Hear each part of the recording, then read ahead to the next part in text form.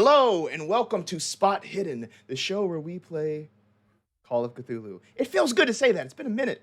This is the start of our 5th campaign, and we're super excited about it. I mean, we've been to the Dark Ages, we've been to college, we've went to World War II, we went back to Dark Ages, and now we are taking on the classic Call of Cthulhu setting, sort of, Lovecraft country, 20s, 30s, that era is where we're situated firmly in tonight. So, again, we're playing Call of Cthulhu by the wonderful folks at Chaosium. I gotta find my orientation here. Yes, Chaosium. They're also in the bottom corner over here.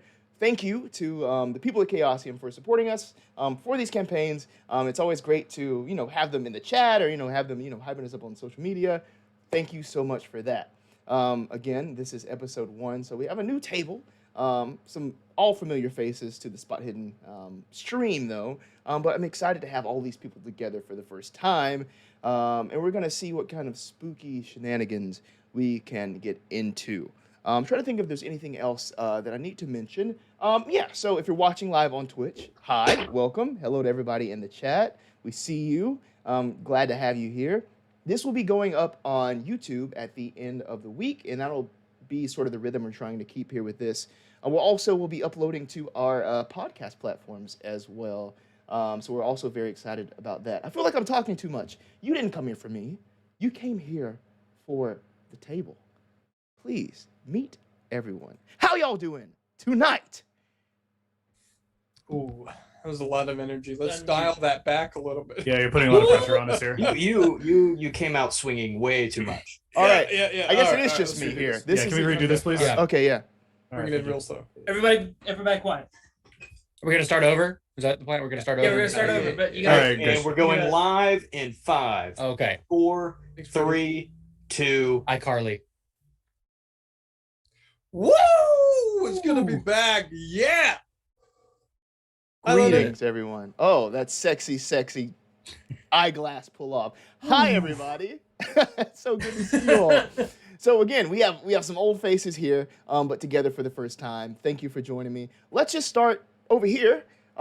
Who are you? I'm pointing at you, Hudson. We're gonna go clockwise around. Who are you? What do you do? And who are you playing tonight?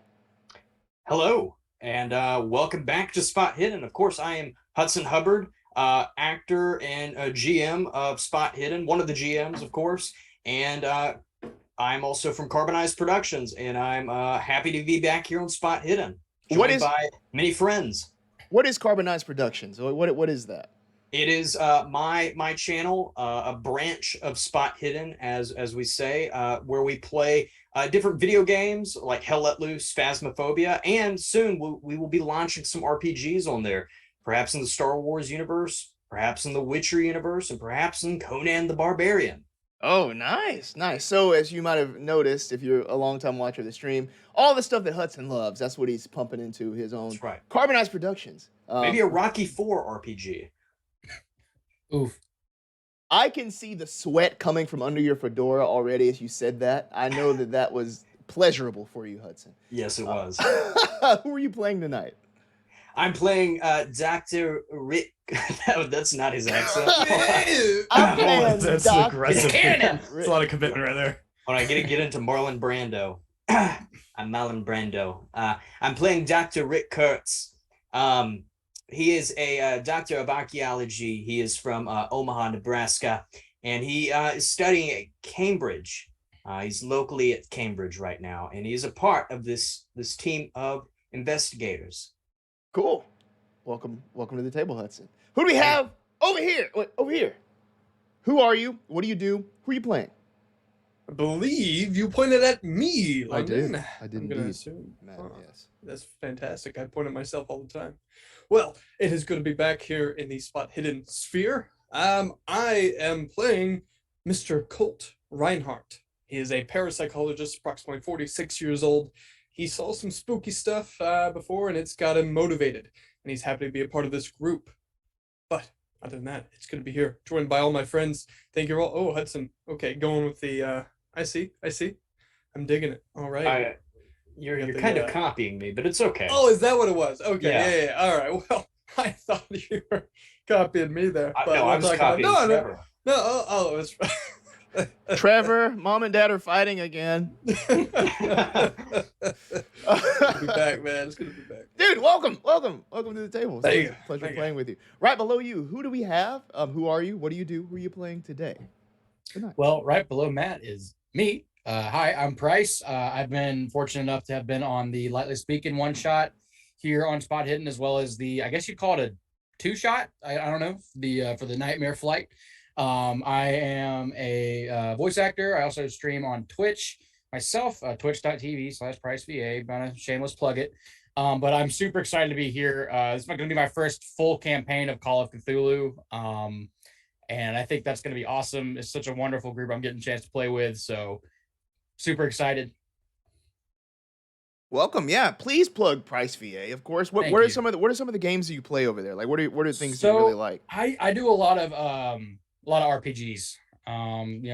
Final Fantasy is a big franchise I love playing. I've gone through the Kingdom Hearts games. Currently I'm doing Final Fantasy VII remakes, kind of what I've been replaying and stuff like that. Also done a lot of the Sonic games too. Honestly, it's a bit of a variety. But yeah, those are kind of really a good story-based games, or Sonic. Pretty much been the or you know. Sonic. Perfect. Next to you, right below me. Who do we have? What do you do? And who are you playing? Oh wait, we didn't get to who that's you're me. playing. We didn't get to who you're playing. Oh Bryce. yeah, I'm playing Lou Sorry. McGann. He's a former ball player, and I wouldn't say he's part of the group necessarily for his brains, but he certainly can bring a little bit of brawn. Sweet. But yeah, I'm playing Lou. Welcome. Trevor, I'm sorry for the false start there. The floor is yours. Hi, I'm Trevor Turner, akin to Timmy Turner. You might have seen on. No, sorry, that was a dumb joke.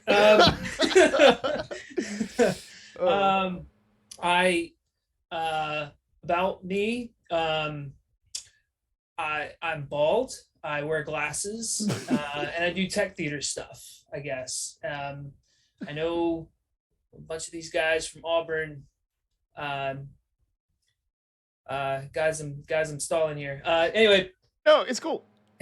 Who are you playing? I'm playing Chester Goodman.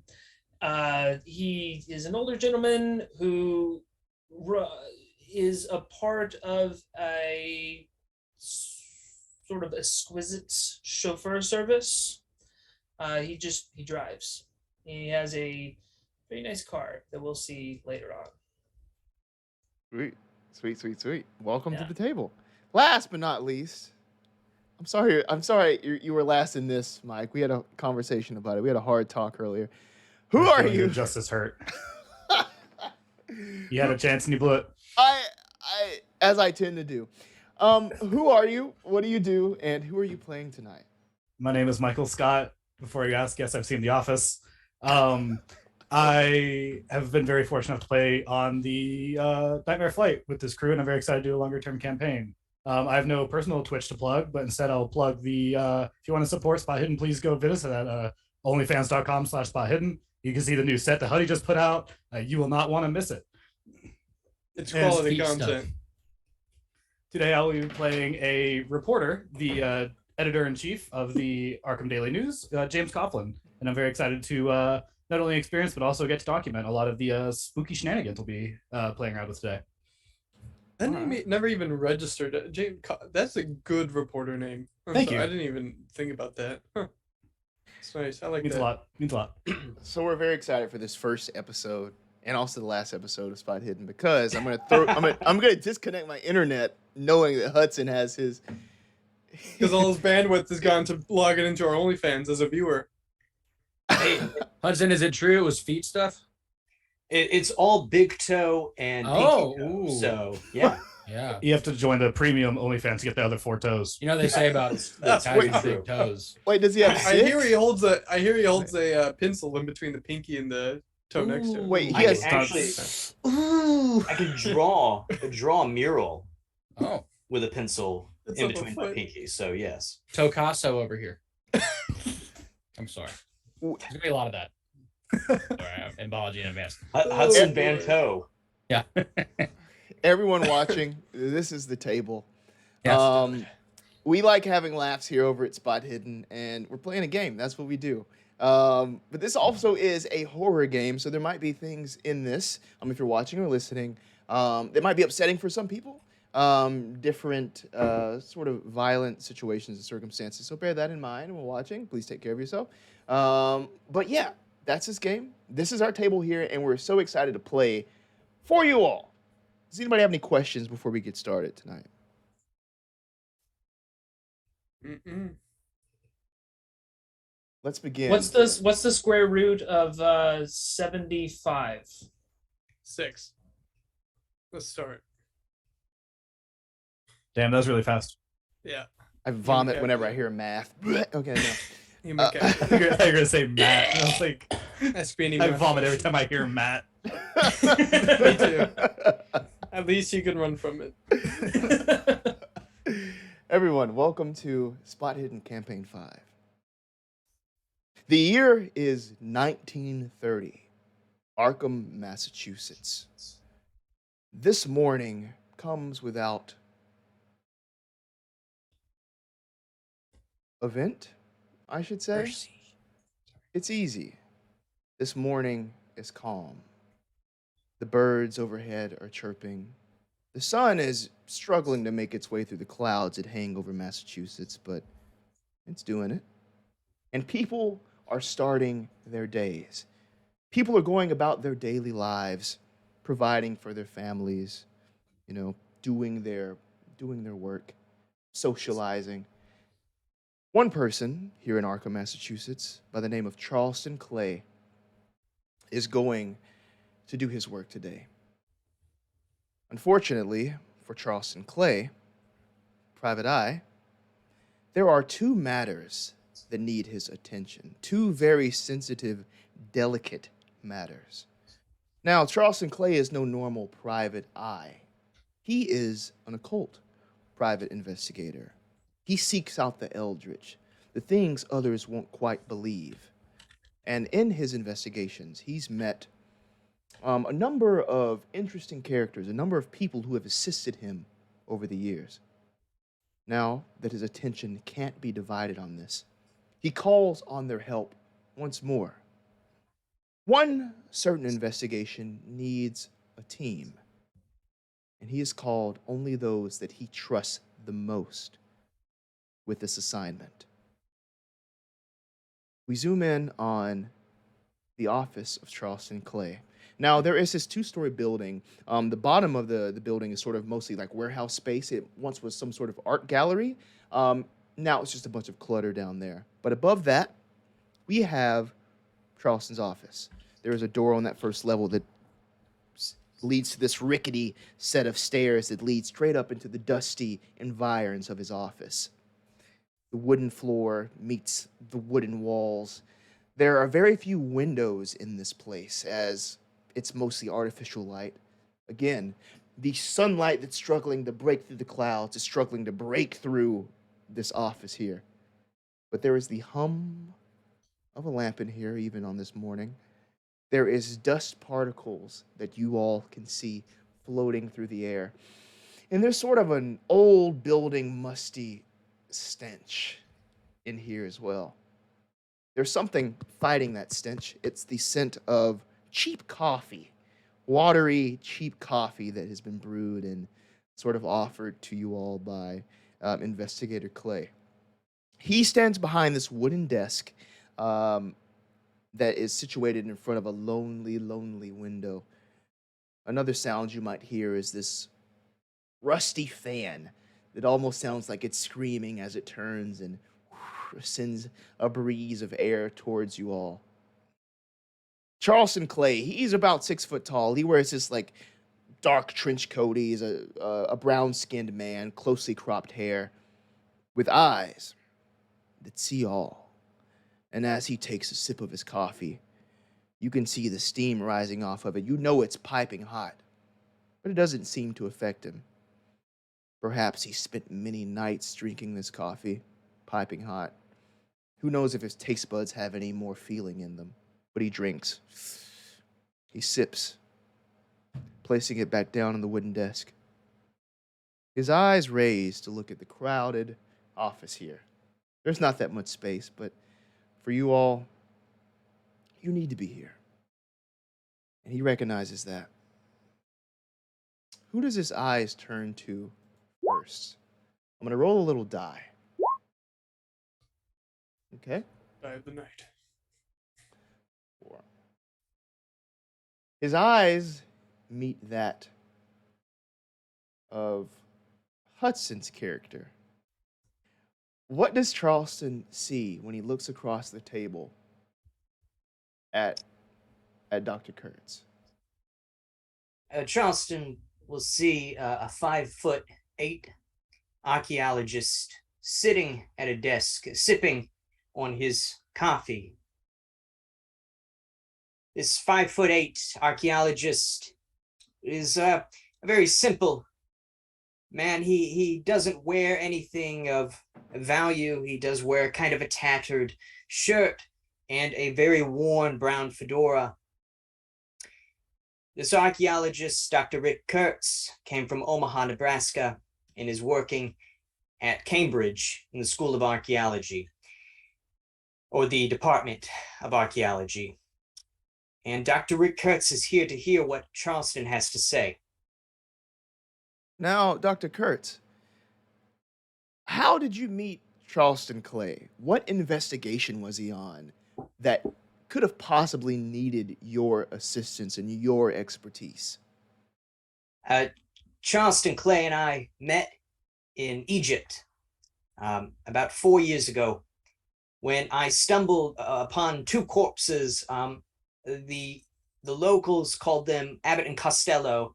I don't recall if that was actually their names, but I was investigating what happened there, and I was also doing an archaeology dig there at the same time.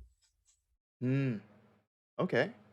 So, I would like to ask you for the first roll of the game. Please give me an archaeology roll.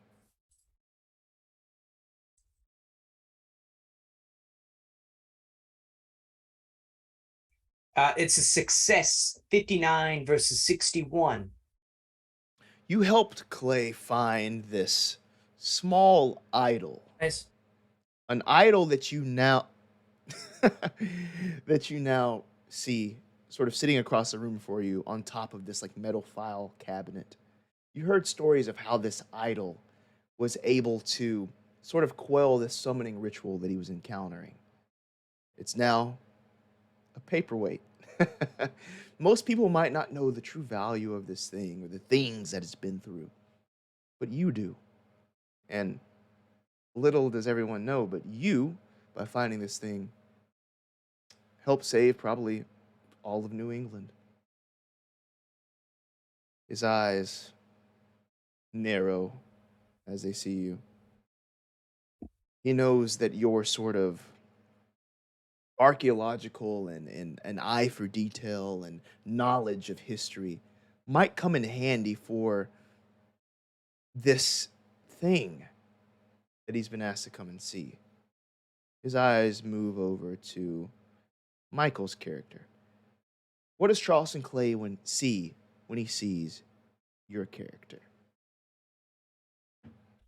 When you look at James, you see a pretty nondescript middle-aged dude, very clean-shaven, close-cropped hair, always in a nice but not too nice suit, always has a very thick notepad that I'm always scribbling in.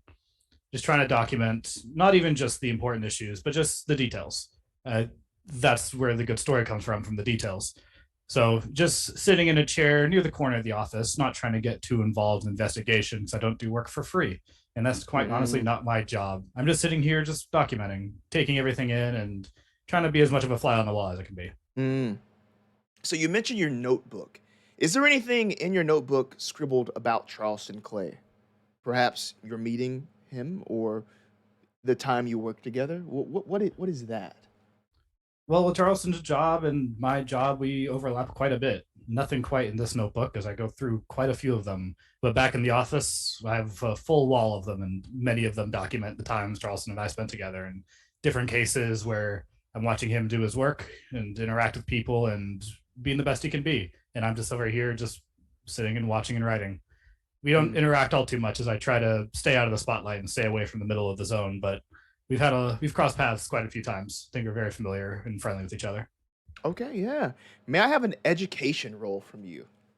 Absolutely. Success 70 to 70. Beautiful. Beautiful, beautiful, beautiful. So with that success, you mentioned that you like to kind of keep it like a low profile, sort of like a fly on the wall situation. That is for sure. Charleston has come to you in the past to sort of keep certain things, certain occurrences out of the public eye. And you've been successful at that. You've come close at times, too close for comfort. But alas, the things that must remain hidden are hidden. We're going to move over to Price's character as Charleston gives a nod to James Coughlin. What does he see as his eyes move over to your character, Price? Well, when you look at Lou, he's about 6 feet, pretty built guy. I mean, he's probably enjoyed a beer or 3 in his life, but he's still, pretty fit. He's not quite 30.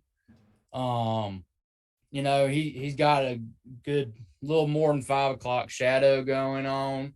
He's wearing a ball cap, and a t-shirt and a pair of jean, denim overalls. And he's got some pretty, brown eyes, brown hair. I mean, looks like a guy you'd see playing on the ball field,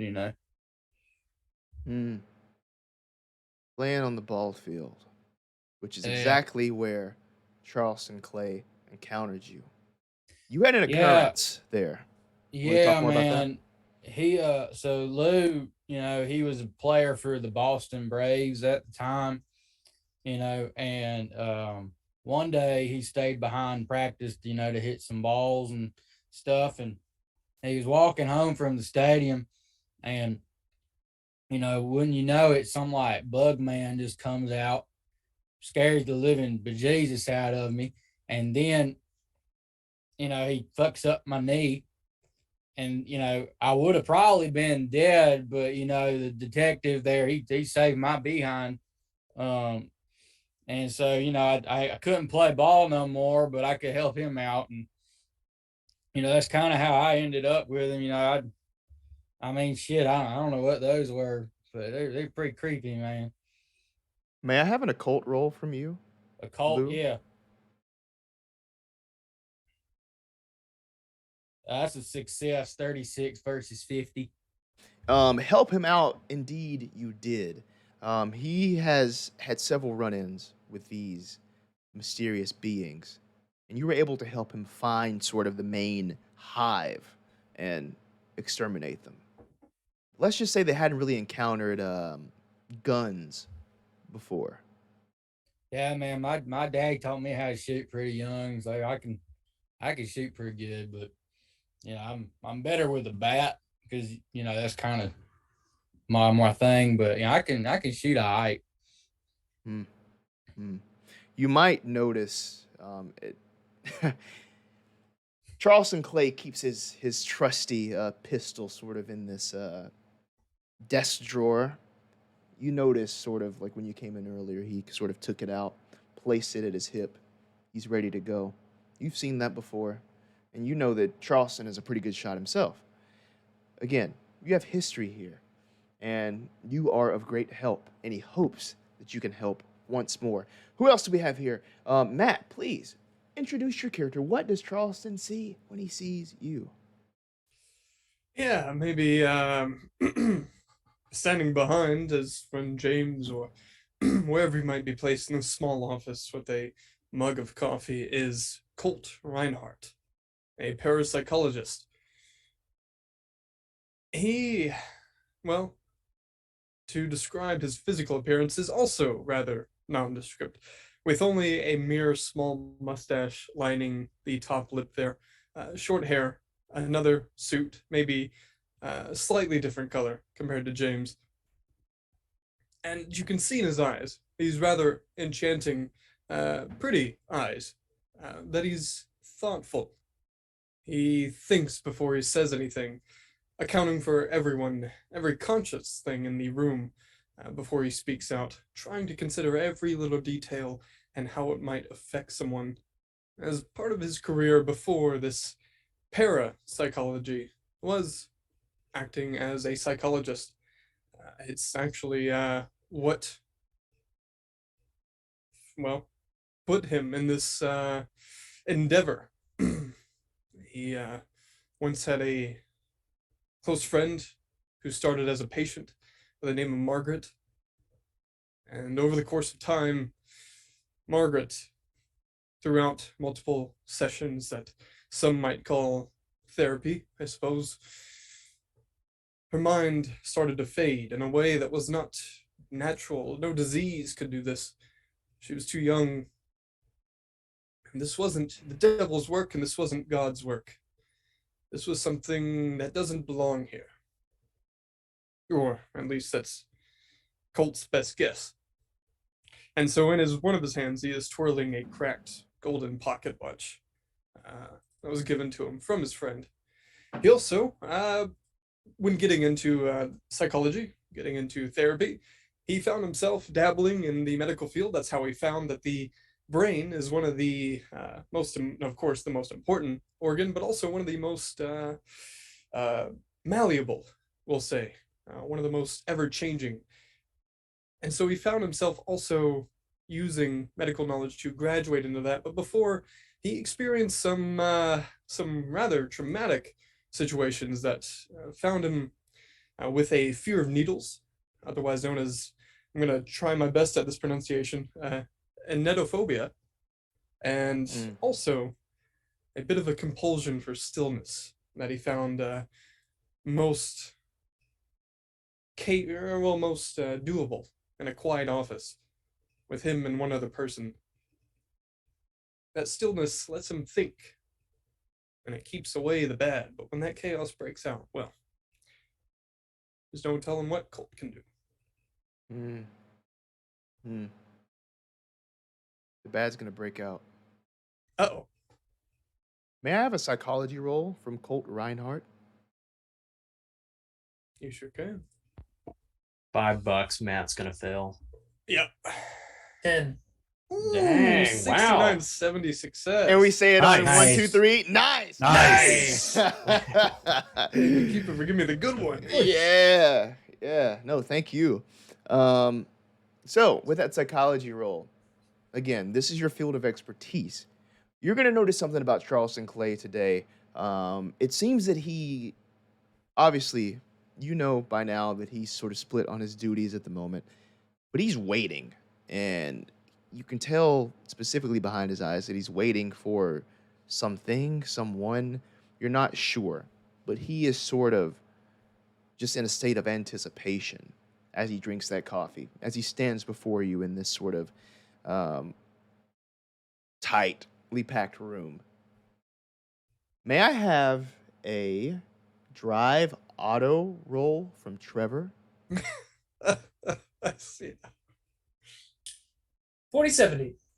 40 versus 70. Success. So, as Charleston's eyes sort of move to the door, you can all hear footsteps sort of make their way up. The door opens. Charleston's eyes narrow as he sort of smiles. You're early. I knew you would be, as always. Please, what does everyone see as you come into the office? Your character, Trevor. They see a not so tall, not so short man, just about regular height. He's got a very curling black mustache. It's very curly. He's very dapper. He's very clean. He's wearing a gray suit, but it's not a tuxedo. It's more of a. It has double breastplates or double breast buttons down the side, and he has his hat tucked under his right shoulder, and he had just taken off his gloves, and they're sitting in the belt that goes around his waist. His hair is slicked back. He looks probably like he would be in his late 40s, early 50s. So an older gentleman. But most importantly that you notice is he seems a little bit too clean, just overall too clean for this area. He is a driver. He works for another company that runs a chauffeur service that drives exquisite people, upper class around. And he met Charleston Clay one evening night when he was on a call, told to meet Charleston at outside of an alley, where Charleston sort of runs hastily into the car, shuts the door and says drive. And so Chester drove without asking any serious questions, sped up a little bit, and got Charleston to his place of residence. Shortly after that, Clay gave him his card, said, "Call me if you need any work." And now Chester is here, seeking work because it is the 1930s. Trying times indeed. Correct. Well, for one Charleston Clay, business is booming. He puts both hands on the desk. His eyes raise once more, scanning the room before he begins to speak. All right, everybody. Now, you know I trust all of you, and that's why I brought you here. Now, I have somewhere to be. I have a case, a very sensitive case that I must attend to. And just as I was about to leave for this case, I got a call from a constable in a small town about a couple of hours away from here. Now, this case that they called about, very mysterious. Does anyone of you know anything about werewolves?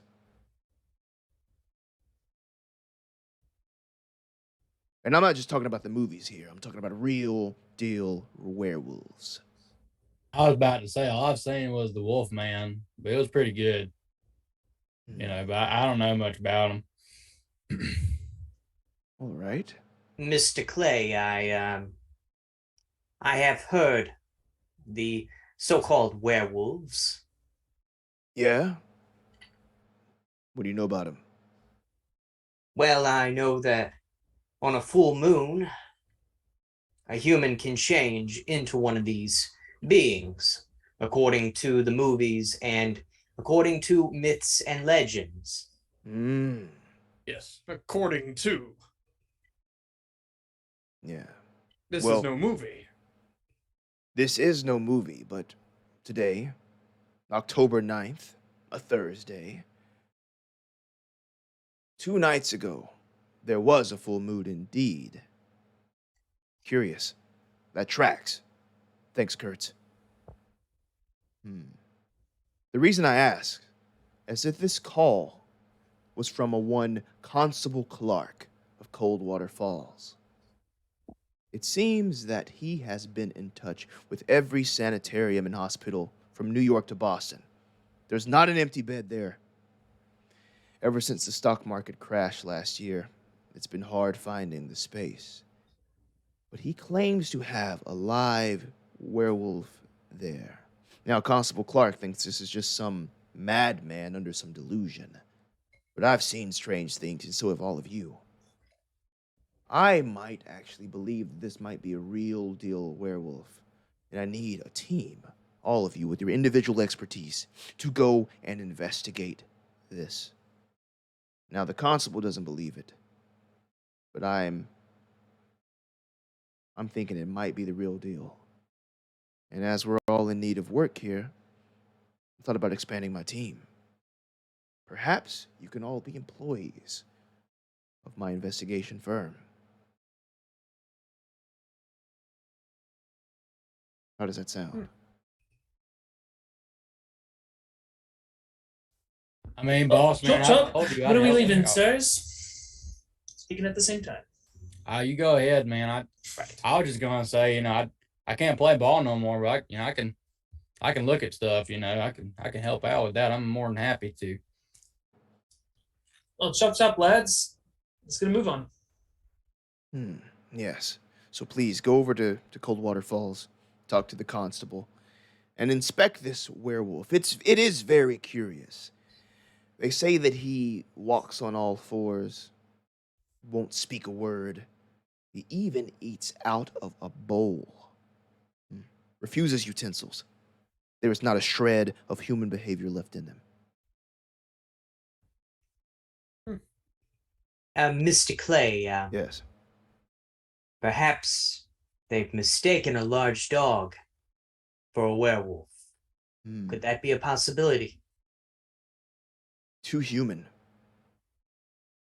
They say it is equal parts man and wolf. But it gets worse. When they found this werewolf, they found him gnawing on the leg of a young girl.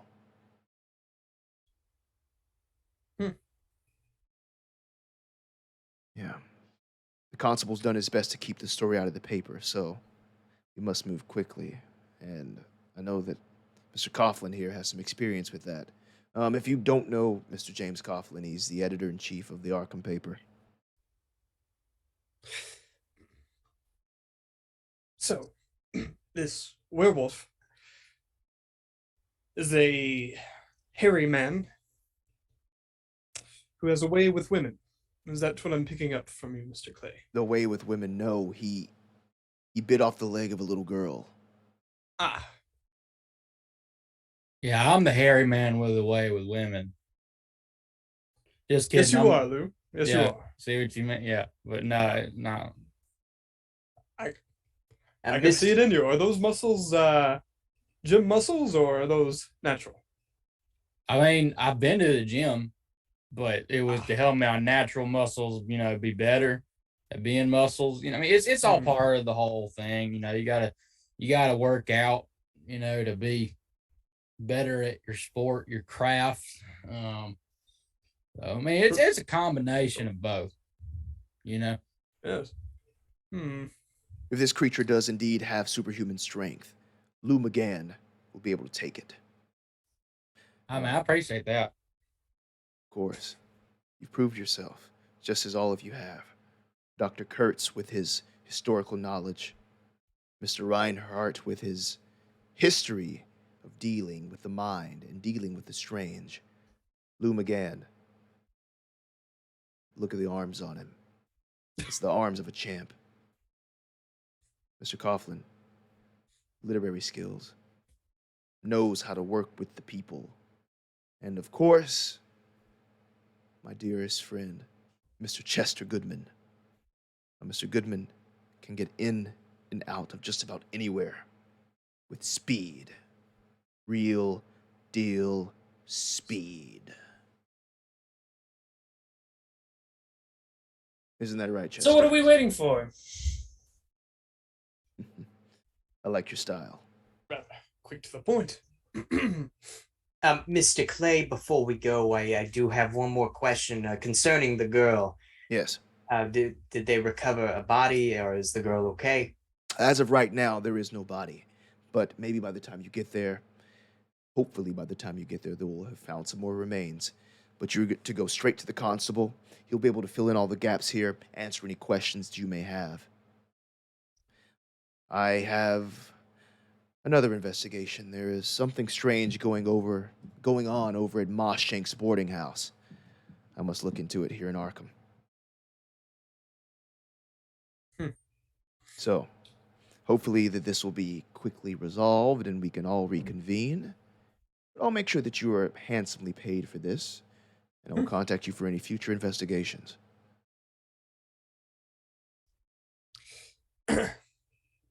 After you, gentlemen. Follow me, lads. You have room for an extra driver. What? I'd love to accompany you. I wouldn't consider myself a paid member of the team, but I'd love to tag along and document everything that I see. If that's No, okay with you no, all? no. All of you are paid. James. I'll be against my journalistic integrity. I will not take payment to do my job. I mean, if you want to split his money up between the rest of us, that's fine with me. I'm not going to say nothing about that. What is it you intend to eat, James? The paper itself? Oh, I was hoping that my good friend Lou here would be able to provide my meals. I mean, Joking if I'm aside, getting your share of the money, yeah, that's fine. oh, joking aside, the paper will be paying for my stipend. I'll be using for meals and bed. But I would love to accompany you all if you're willing to have an extra following you around. This werewolf incident sounds fascinating. Well, I guess this does present a unique opportunity for Arkham. If we, Arkham, can break this story before Coldwater does, it could put our investigation team on the map. Could mean more jobs for us. That's great thinking, James. I have a couple of other people I'll be getting in contact with you in order to see this Mushing Sporting House conundrum you're looking at as well. Trying to get some more in-house in Arkham reporting, but this Coldwater Falls business seems like something I want to be a part of. Great. But yes, I mean, I believe that Chester, you do seat 5 in total, correct? Correct. Correct. Okay, great. One more thing. I bought the downstairs studio. I'll be creating some more office space there for future use. If you all would like to use it in the future. Of course, it's not ready now, just a bunch of dust and wood. But in the future, it could be a nice HQ for the expanded Clay investigations. I like wood. I only require a garage. I appreciate it. I'll make sure it's in the budget for next year. Right after the hot tub. Right. Enough pitter patter then. Hot tub, you say? Oh, okay. Thank you, Stick around. Mr. Clay. All right. Yes. He grabs his fedora, puts it on top of his head. Off to Moss Shanks. Here. I will bid you adieu, but feel free to head out whenever you would like, or sit and discuss. Whichever. I'm off. As this guy sort of darts towards the stairs, descends down almost in a gliding fashion. Out the door. What would you like to do? Chester is going to start walking towards his car, not even waiting to see if the others are following. Just like a regular stroll towards his car. I guess we'll chat in the car. We'll set down the mug, and Reinhardt will follow down these rickety stairs. Again, you can hear the crunch, crunch, crunch, like under your feet as you descend. Does anybody else like to do anything else other than, leave at the moment or get into the car? Lou puts a fresh thing of chewing tobacco in, and then he grabs his coffee cup that he had. It's empty now, and he brings that with him in the car so he can spit into something. I'm sorry, but I love Lou so much. I swear I met Lou before. It's so great. Dude, I know Yeah, We all know a Lou. Everybody knows a Lou, yeah. We've all grown up in Alabama, or most of us. So, oh man, we know Yeah. Lou. Oh, yeah. Oh man. Yeah, he's just a good old boy, I never knew a Lou. You do now.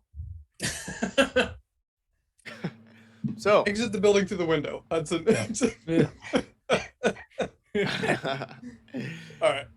what kind? Do you know what kind of car it is that you have, Chester? Oh, yeah. Oh, I know what kind of car it is. Would you like to It's describe it for us? I would love to describe it. Thank you, London. All Of right. course. Please. So as the rest of the crew walk out, behold before their eyes, they gaze upon a 1925 Nash Advanced 6 touring car. So if we're in the 1930, or if we're in 1930, this car is about 5 years old, but it looks nice. It looks clean. It looks like it it still should be in the lot, right? It looks brand spanking new. It's cream colored. It's got 4 doors. It's got a 6-cylinder inline engine. So it's got a little bit of hum to it. It's got a little bit of torque to it. Runs about 55 horsepower, which is pretty decent for the time.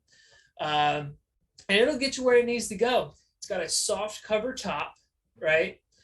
So it can go all the way back. That was usually typical, especially for like, nice chauffeur services where you just enjoy sort of the evening air. But when it rains, you can also put the soft cover back on top to sort of keep out of the rain. It'll fit 5 people, and I think that's it. We're ready to go. Yeah, that's all I need to say. Cool. Everybody sort of piles into the car here. And I have a spare tire. Sorry. Gotcha. Is that like right off on the side? It's on the back. On the back. It's like a Jeep, right? Okay, Yeah. Oh, yeah, nice. I would like to point out that Dr. Rick Kurtz opens the trunk of this vehicle. There is a trunk, correct, driver?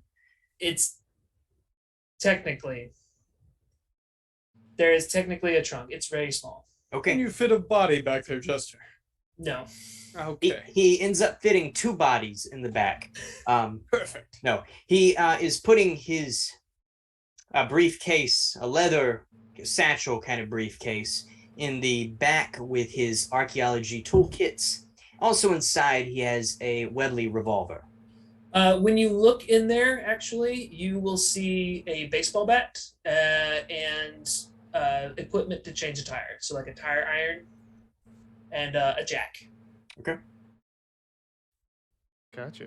And also behind that briefcase is a 20mm autocannon that belongs to Reinhardt. Hey, Chester, do you want me to put my bat in the trunk, or do you want me to hold on to it? I think it'd be best if you held on to it. I can do that. Just, Yeah. Do you just bring that around with you, or? I mean, yeah. I don't have much need for my mitt anymore, but As you're getting in, as all of you are getting in, Chester is frantically trying to help each one of you into the car, like holding the thanks. door open. It's intuition. Lou sits in the middle of the back seat for some reason. Yep. If you don't mind, gentlemen, I'll be up front with Chester. It's a bit of a car sickness ordeal. I hope Chester you sits understand. in, puts on his white gloves, his white driving gloves, puts his hat on, starts the engine, ready to go. All right. So, while we're on the road, gentlemen, I just piecing together what Mr. Clade said. People tend to fall into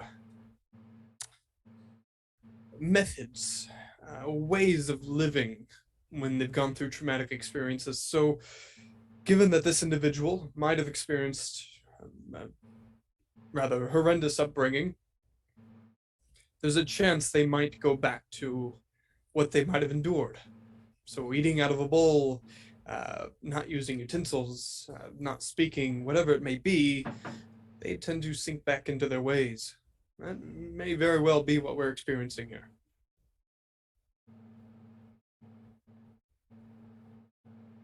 They did mention superhuman strength, Colt.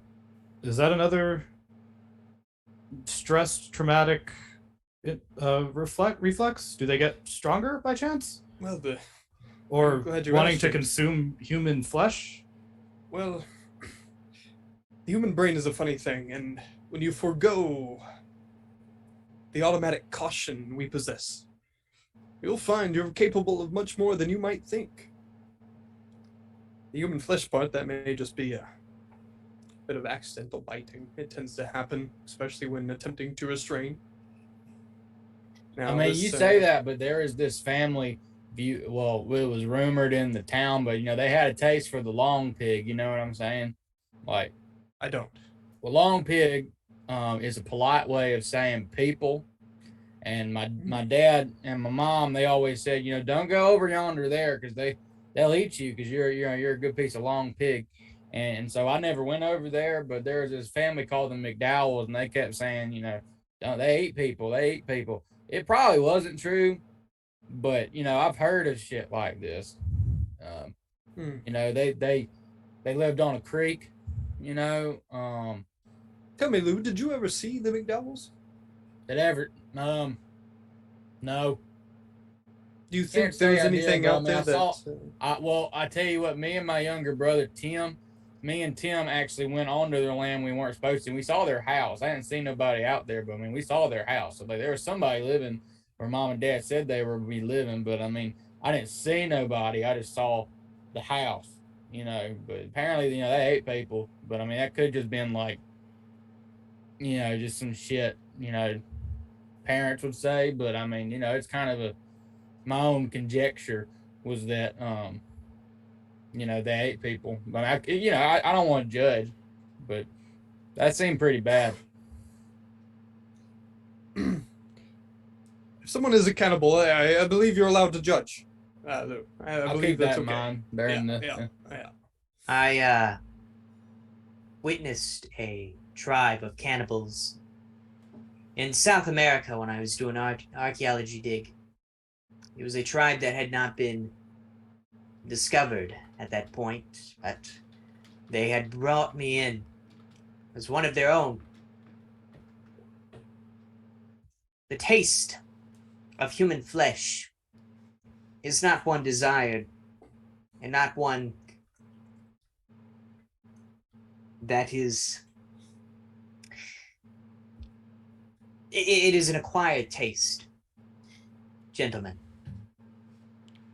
I've heard comparisons to chicken, Dr. Kurtz. Care to comment? I'm a vegetarian. I think it's more like pig. Okay. Is he sitting behind me?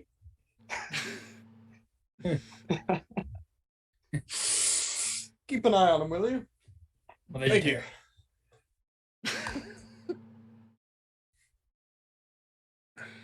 You okay, London? I was not expecting that. And it came out of nowhere so smooth. Can we all work cannibalism into our backstories real quick? Yeah. Some wow. patients came, they never left. Good night. Well, they technically did. Listen to that 303 song. All right.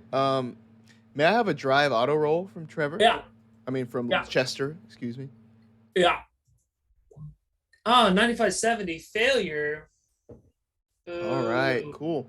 So again, Arkham just sort of like moves past you as you're driving along there. The ride lends itself towards conversation where you learn a little bit about each other. You learn, about sort of Dr. Kurtz's experimentation along his travels, as well as, other things.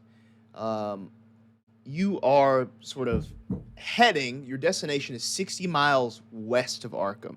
It's situated between Dean's Corners and Dunwich. You're on the Aylesbury Pike Road when there is some car trouble.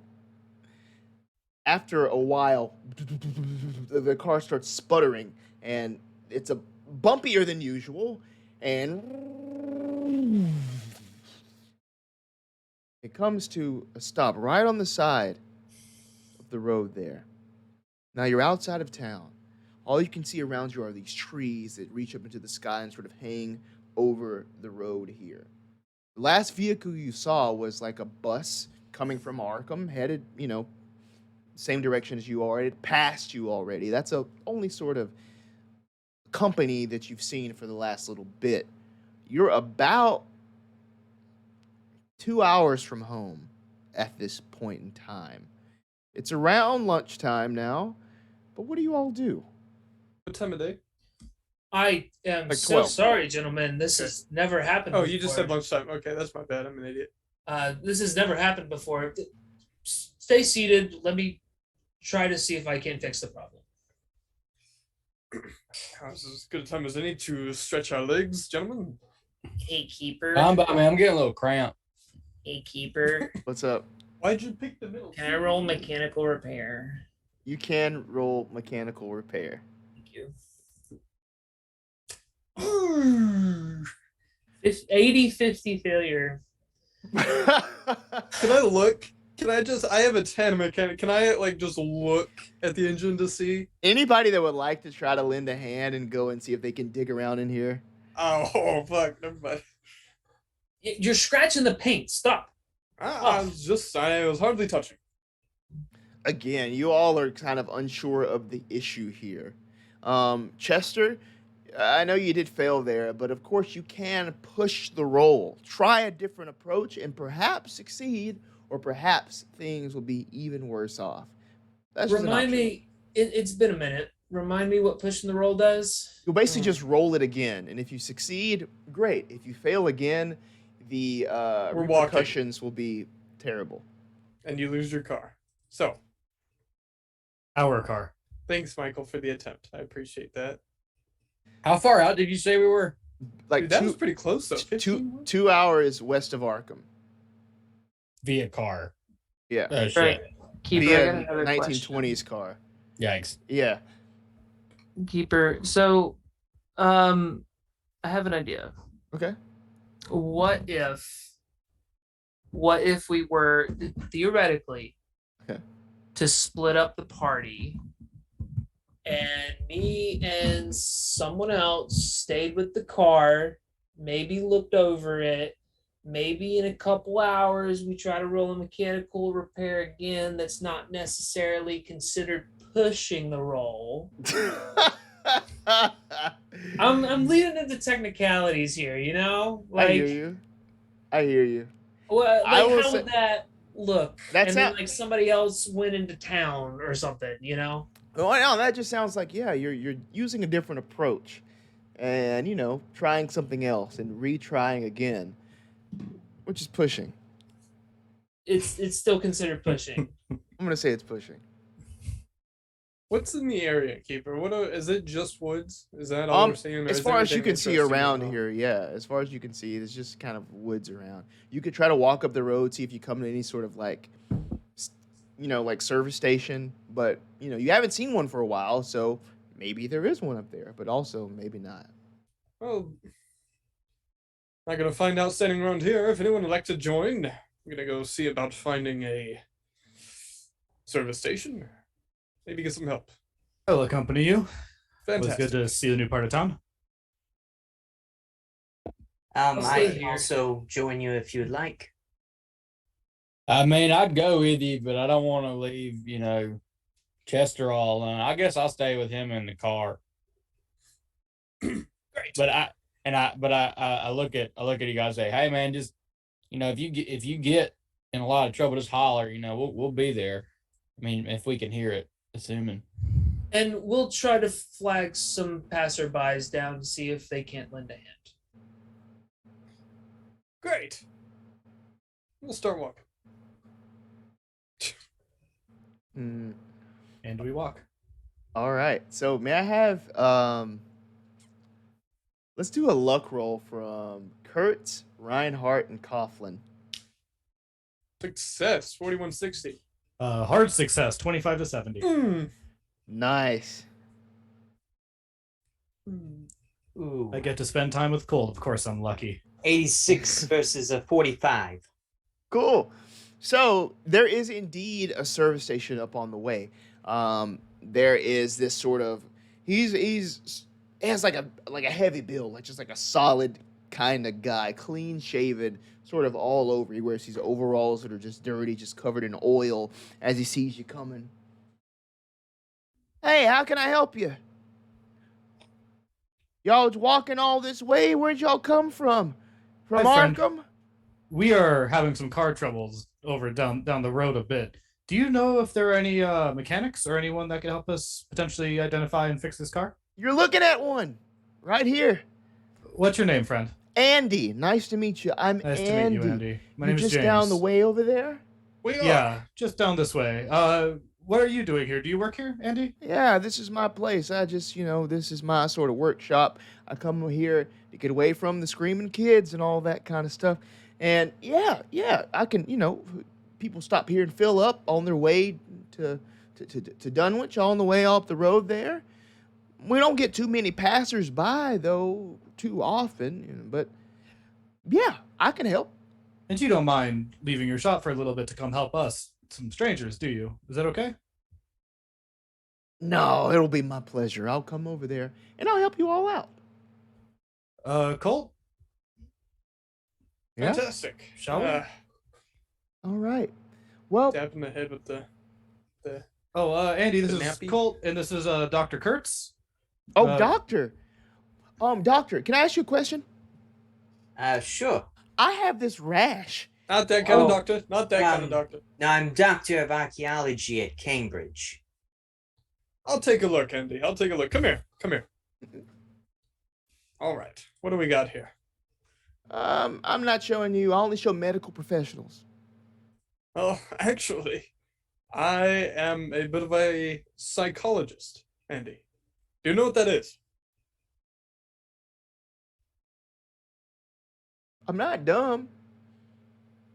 Great. I'm not crazy either, so stay away from me.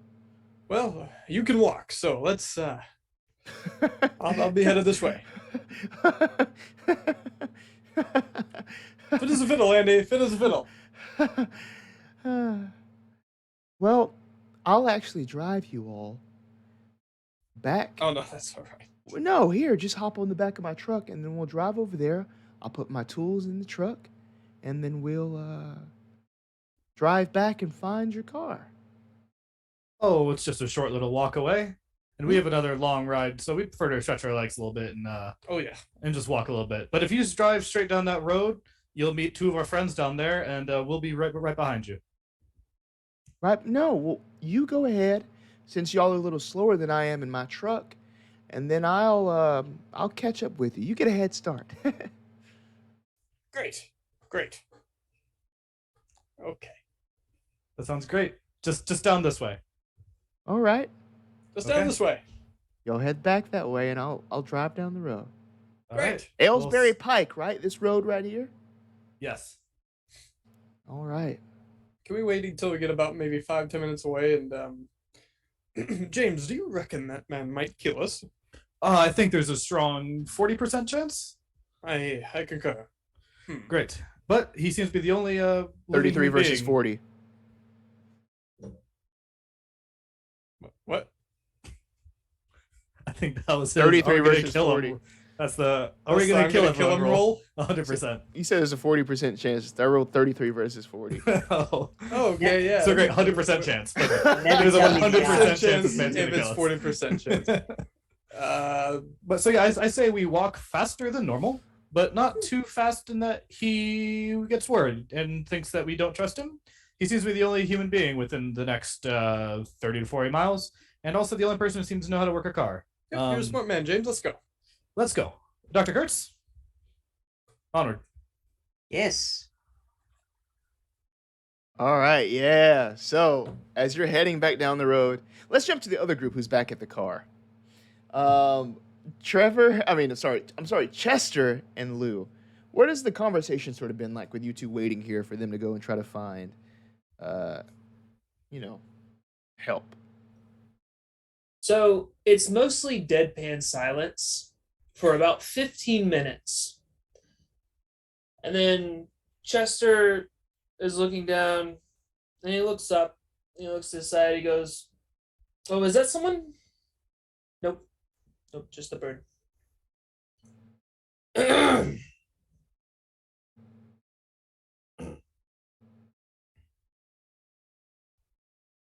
Well, where'd you get this car, man? This thing's pretty slick. Oh, yes. The company helped pay for it for me. Oh, you Don- got a company job. You do like stocks and shit. Correct. Don Forsyth's chauffeur company. Oh, okay, man. That's pretty cool. I have a truck, pickup, but it's pretty crappy. I bought that thing used from this guy named Dougie, and Dougie, he wrecked that thing about 3 different times, but it still runs. So I bought it off him for about $250. You know, and he was cool with it, but I was cool with it too because that was a pretty good deal. But and I'm sorry, I'm talking a lot, but you know, you said your company got it. I mean, this thing looks brand new, man. That's pretty slick. Well, I do like my things to be clean. I get that, man. I mean, you know, nothing better than after you went out, you played some ball, and you have a hot shower. You know what I mean? Just feeling all good and clean and stuff. You know, just nice and everything. Hey, you know, so what do you like to do in your spare time?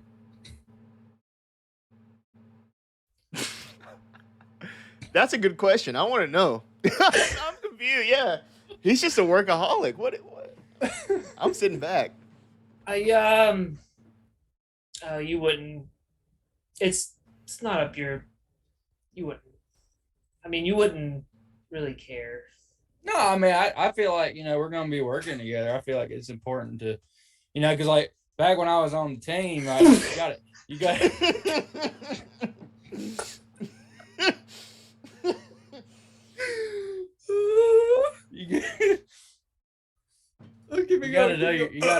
gotta know your teammates, man. I mean, imagine if my former teammates didn't realize that I had an allergy to corn. That would have been pretty bad. But they did. You know, we never had a problem with it. I enjoy collecting glass figurines. That's pretty cool, man. And what kind of I mean, that's pretty. What are they figurines of? Like ballerinas and stuff.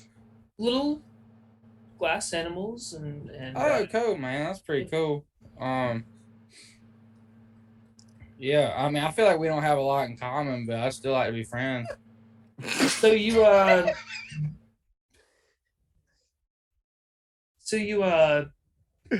baseball. Yeah, man, baseball. I was a shortstop. Yeah, I was a better hitter than I was really a field player, but I mean, I was pretty good in the field. You know, my batting average was, you know, 3.38. That's pretty good. Or 0.338. You know, I was never too good with the math. I was more of a humanities person. I'm crying real tears right now. Don't do you have don't baseball players have do they have like cards? Arts? I mean, you know, there was this one time where the Boston, Fine Arts Museum was trying to do like, you know, promote Boston stuff, and so they had the baseball players come out and look at all the arts and stuff. And I mean, you know, to be perfectly honest, I found it rather drab. You know, it wasn't really appealing to my sensitivities, but I mean, you know, it was kind of. I could tell they put a lot of effort into their work, so I mean, I appreciate that, but it wasn't really for me. I'm more of a, you know, impressionist kind of person with my art taste. And right.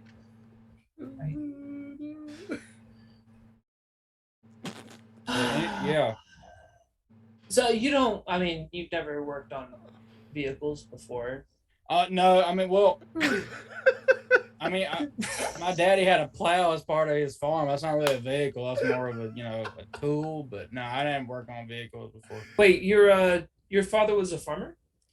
Well, yes, he was a farmer. He had other interests too, you know. But I mean, it was a pretty small thing. It was mostly cattle. Really, we did mostly, you know, animals. But I mean, he did some cotton and stuff, you know, other kinds of crops.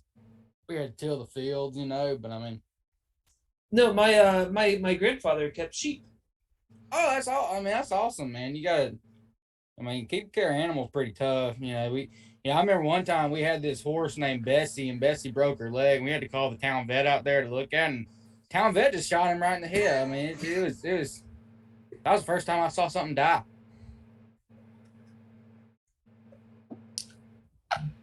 My grandfather kept sheep. Can we please walk up at this point? Well, just at that time, at the mention of death, there is this all-black car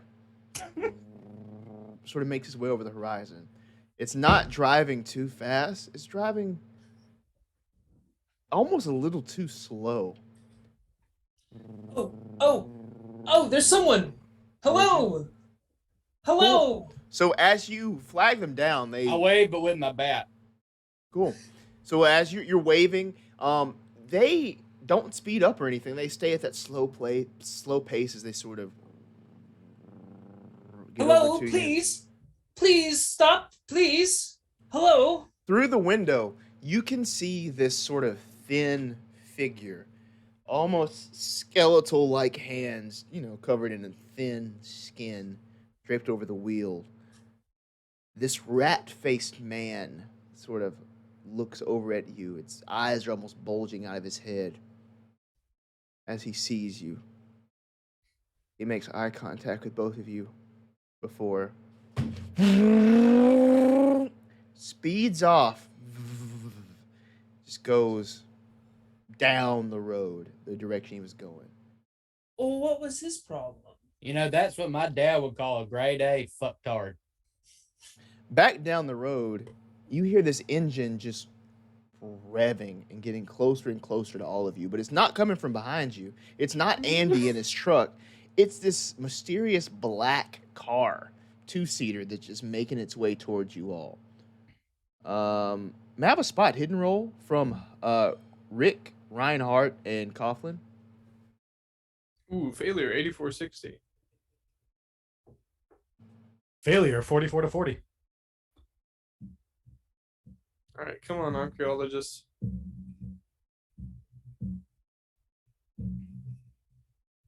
I'm sorry. I thought you said Rick Reinhardt. Like that was the guy's name.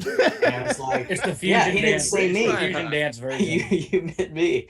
Yeah, spot hidden. Here we go. What? A 97 versus 75. Bro. So this car is Sam, going. That might be a push, man. If you want, if anybody would like to, you can. But this car is going No. fast. Dr. Ritz Crackers. Dr. Rick Kurtz is going to squint his eyes in the distance to see what this loud racket is. Okay, there it is. Yeah, 59 versus 75.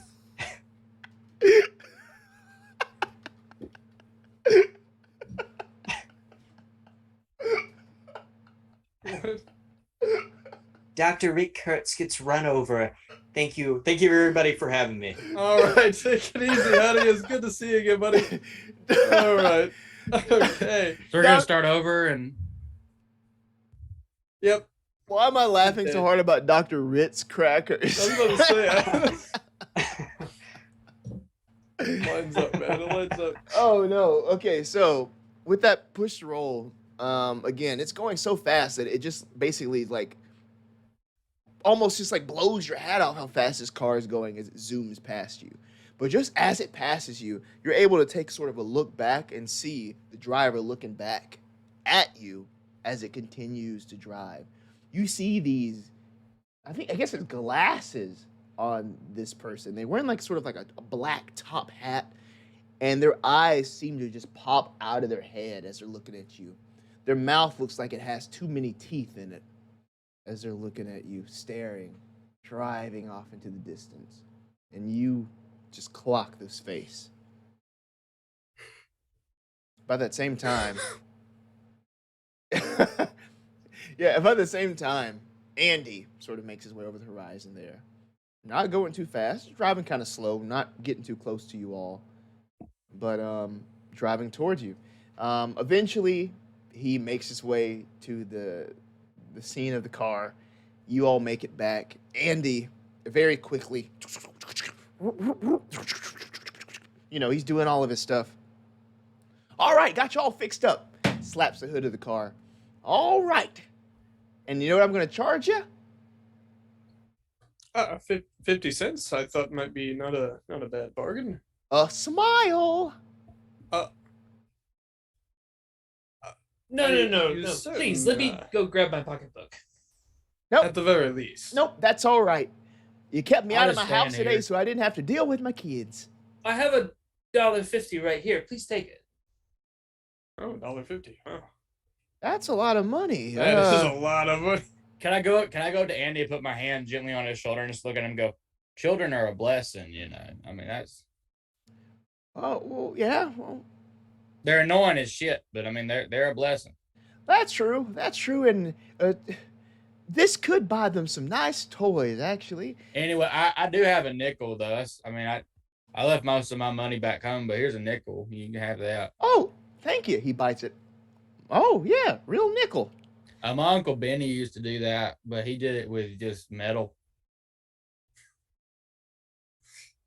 Tell me, Andy, what is it about the kids that irks you so? Oh, they just they think it's so funny just to run up and just slap me on my bald head.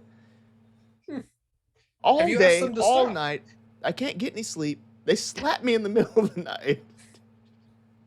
Well, communication would be key, Andy. Tell them that you, as the father, you don't want them to slap your beautiful bald head, Well, shining, glimmering, beautiful. well, all right, y'all get on your way. And as he pops back up into his truck, turns it around, heads on back down towards his service station. Pop in for a Coca-Cola if you want one, he says as he drives on off.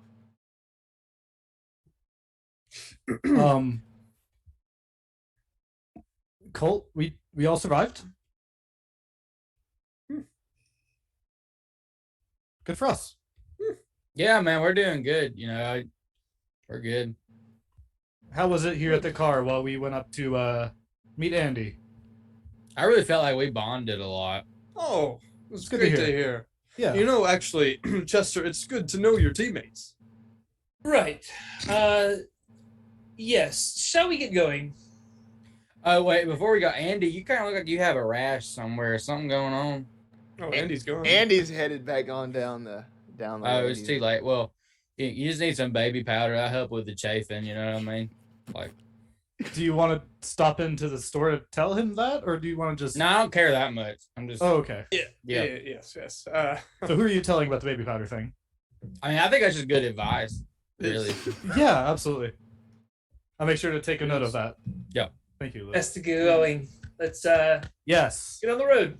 Everybody in the car. Everybody piles into the car.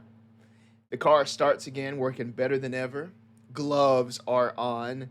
And we're going to try to cover some ground here. It might have been like a 3-hour trip. Now it's going to take more, total 4.5 hours to get there total. But the investigators are on their way straight into darkness. And after that, we're going to take a break. So we're going to take a break, refill our drinks, bio break and such as that. And then we'll come back with the second half of our first episode of this new campaign. Thank you so much for playing with me. Thank you everybody for watching.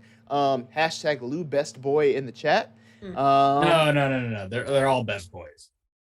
Nothing but best Lou. boys. Oh, Lou. We're good boys, but Lou. But best have you boy. met Lou? I have not met Lou. And his corn allergy. I'm a pet boy. Best boy. Lou, best boy. All right, we'll be Modest back boy. soon. Thank you for watching. So that's why I don't disagree with cannibalism. And but, welcome back. Yeah. So when we last left off, our investigators were on their way to investigate this werewolf, apparently, that is in this town of Coldwater Falls. Now, Coldwater Falls is named after the Coldwater Falls. It is like this 200-foot drop in the Miskatonic River that is this town was built around. Coldwater Falls has seen many industries rise and fall over the years. They've seen everything from, farming, lumber, leather tanning, but sort of the modern industry of Coldwater Falls is a business hub. There are farmers on the north side of the river, the south side of the river, and there's also a successful textile mill here in this town. The town, probably 800 people tops. It's close-knit, it's cozy, and it has a very hairy situation at the moment. Our investigators, driven by Chester Goodman, chauffeur extraordinaire, drives into town. Now, Chester, as you're driving, there's someone that sort of steps out, like almost into the middle of the road. They're waving their arms, saying, "Whoa, whoa, hey, hey, here, over here. Are you the guys from Arkham?" I'll apply the brakes. Whoa, yeah. Yes. All right, are you the team from Arkham? That's right. Whew. All right. He wipes his brow. He has like sort of neatly combed hair, just sort of slicked back, olive skin, these like green eyes. Probably like mid 40s. He's waving his arms still. All right, over here. I'm Constable Clark. And this is Deputy Pitts. He gestures to this person who, a little more cautious and run out into the middle of the road, sort of steps out. A little taller, his hands are on his shoulder. He has big sort of biceps and a cleft in his chin. Looks around, nods. Deputy Pitts nods. All right, everybody. Well, thank you for coming. Here, the deputy will take all of your things, your bags. He'll make sure that they're all taken care of, your keys and everything. We're gonna go over to the diner. We're gonna go to the Blue Duck Diner, and we're gonna talk about everything. Officer, before he takes my bag, I would like to grab something from it. Oh yeah. Take whatever you need. Pitts, make sure he can get whatever he need. Pitts, sure. Here. I pull the Webley revolver out and stash it. I take it out of its leather holster and I take it and stash it in the back of my pants. Are you doing this secretly, or you're just kind of just like calm, like, Just out in the open. Cool. Oh, Webley, now that's a nice weapon there. Hopefully we won't have to use it. We have the situation under control for the moment. I put a fresh thing of chewing tobacco in my mouth. He's Does anybody want any Prince Albert? I got a whole can. Pitt steps forward. That's a real brand. That's not a Of course, yeah. But yeah. Yeah. But also it's a joke. Pitt steps forward. I'll take a little bit. All right, man. Hey, help yourself. Carry your bags. Man, y'all. Well, actually, before I give you some, y'all have more I can buy in town, right? Like, there's, this isn't okay. Cool. Yeah, you go ahead. Thanks. He goes off with the bags, with the things. All right. Over here, we're gonna go over to the Blue Duck Diner. I'll answer all your questions, and you can really take a look. Again, people are calling it a werewolf. It's really just a tragic incident. This man's mind is broken, I'm afraid. But hey, we're gonna go over and we'll discuss it all. Well, right? tell me, Constable, before we get to this diner, do they have any BLT or sandwich? Yeah. Bacon, lettuce, tomato. They have that. They have a nice turkey club. The turkey club is my go-to. But they really shine with their breakfast. The breakfast menu is the best. They have a great hash brown, crispy on the top, soft in the middle. Excellent. That sounds pretty good. Yes. All right, yeah, but Precisely. again, time is of the essence here. We got a search team out. They're looking for. Yeah, again, let's just talk inside. So. Where can I park my car? Yeah, right outside the diner here. I'll show you. Pull over around. here. I'll pull around. Pull Yes. around, yeah. And so he sort of walks your car. He's sort of showing you where to put it. You pull up right outside of the Blue Duck Diner. It's like a one-story affair. It has like a door on the left-hand side of it, and the rest of the front of it is just like windows, right? So you can see inside. You see a counter inside from where you are parked outside. You see some booths in there. It's comfortable. It's small, ish. It's a nice little place. But after you park, he brings everybody inside. But it feels. I'll say it's just a small building, but it's roomier on the inside. It's sort of like an open floor plan. He takes a lonely table towards the back. You see him walk past the guy at the counter and say, "We're going to need a little privacy, so we're going to take the one in the back. You know my order, the hash browns." The guy nods.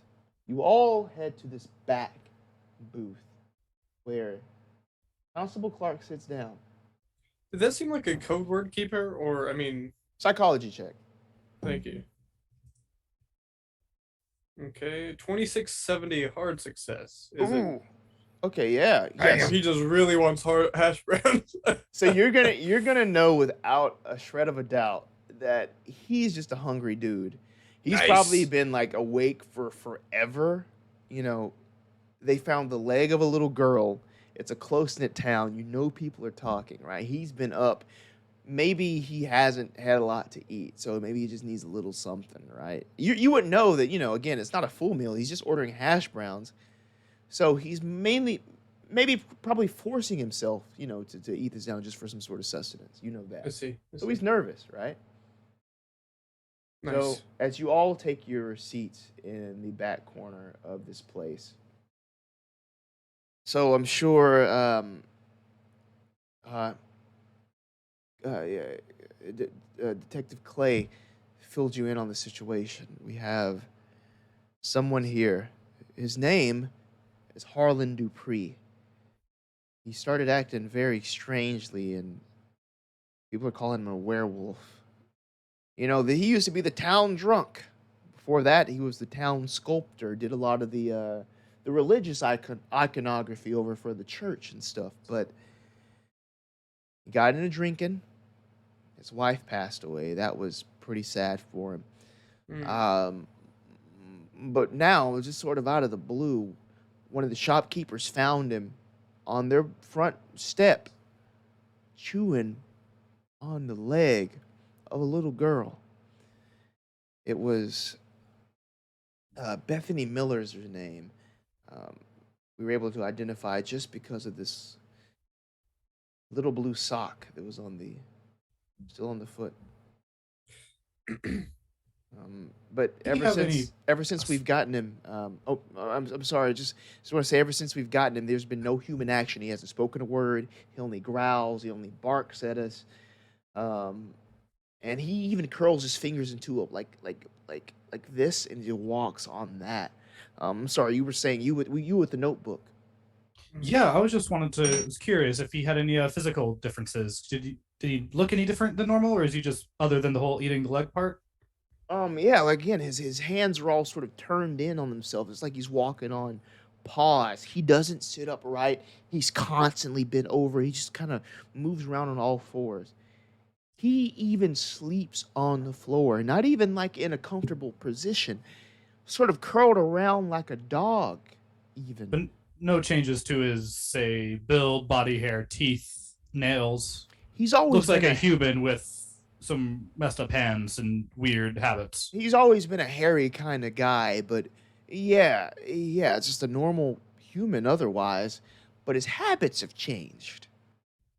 Great, thank you. A furry. I'm familiar. Sorry, no. Yeah. He no, even, as I mentioned, he was sleeping. He even whimpers in his sleep like a dog. Yeah, maybe he's dreaming about chasing men acting like rabbits or something. What was the name, keeper? Harlan Dupree. Thank you. Constable, is Mr. Dupree known for violent history, especially after that alcoholism or loss of a loved one? Violence, no, but drinking and just causing sort of a public nuisance, yes. Breaking items in stores after he falls into display cases, yelling at people on the streets, all those sorts of things. This is the first real sign of violence. And again, we have a search party looking for the body right now. We don't have any more remains, but hopefully we'll find something very soon. All we have is the leg. And the Miller family, they did confirm that poor little Bethany, about 8 years old, was wearing blue socks when she went to bed.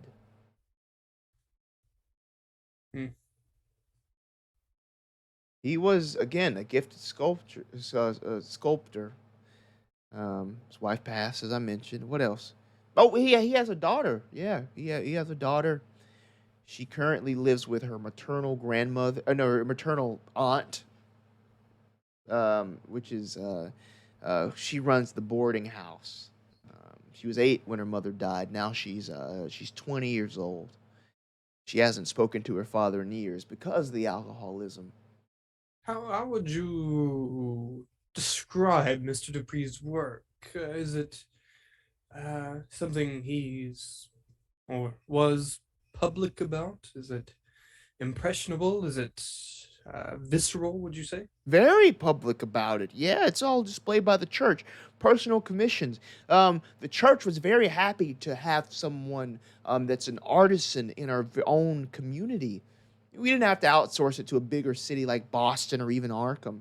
We have a talented artist here who could do all of the beautiful scenes of the Christ and such, in sort of realistic quality. It's honestly quite good, but again, his skill faltered once he started getting into the alcohol.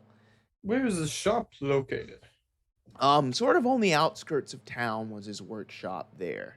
Not too far out, but sort of more on the edge. Well, I hope you don't mind, Constable. Once given a chance, I would like to take a gander at some of his work. The Yeah. mine likes to elaborate on how it's doing through its, well, imaginary substances. I'm certain there might be something telling. Yeah. So just head over to St. Agnes's Catholic Church. That's where his pieces are here in town. But again, he used to be big. His religious sculptures are all over the country, even some overseas, if I'm correct. Do you know where overseas his pieces are? I don't know exactly. I do know some parts of Europe, Italy. I want to say, but again, I'm not sure. I know that is an artistic capital. Paris, maybe, too. Thank you. Ooh, the French. Oh, So is he one of the? Is he a Catholic? Is that what I mean? Is that? I'm not sure of his religious history, but I believe so. But That makes again, sense. oh yeah, but again, he lost his business doing that once he started drinking. So he hasn't been making any active pieces. He's been making money for the past while, carving names and dates on headstones. It's the only work he can get. So still for the church, but the religious pieces he lost touch with. Who was the last headstone he did? That's a hard question to ask because some people. I mean, to answer, some people, as they get older in age, perhaps when one of their spouses is sick or such, they'll have a headstone preemptively made. So I'm not quite sure who he was working on. I mean, that makes sense because my grandpappy Isaac, he had his headstone done when he was 25 and he's doing fine. But I mean, he just went ahead and did it because he found about 300 pieces of gold one time, and he just went ahead and did the tombstone. But I mean, yeah, I get that. But where did he find the? When did he find the gold? No. I mean, do you know? I mean, it was a while back. It was before I was born. Huh. It was a while back. I mean, it must have been like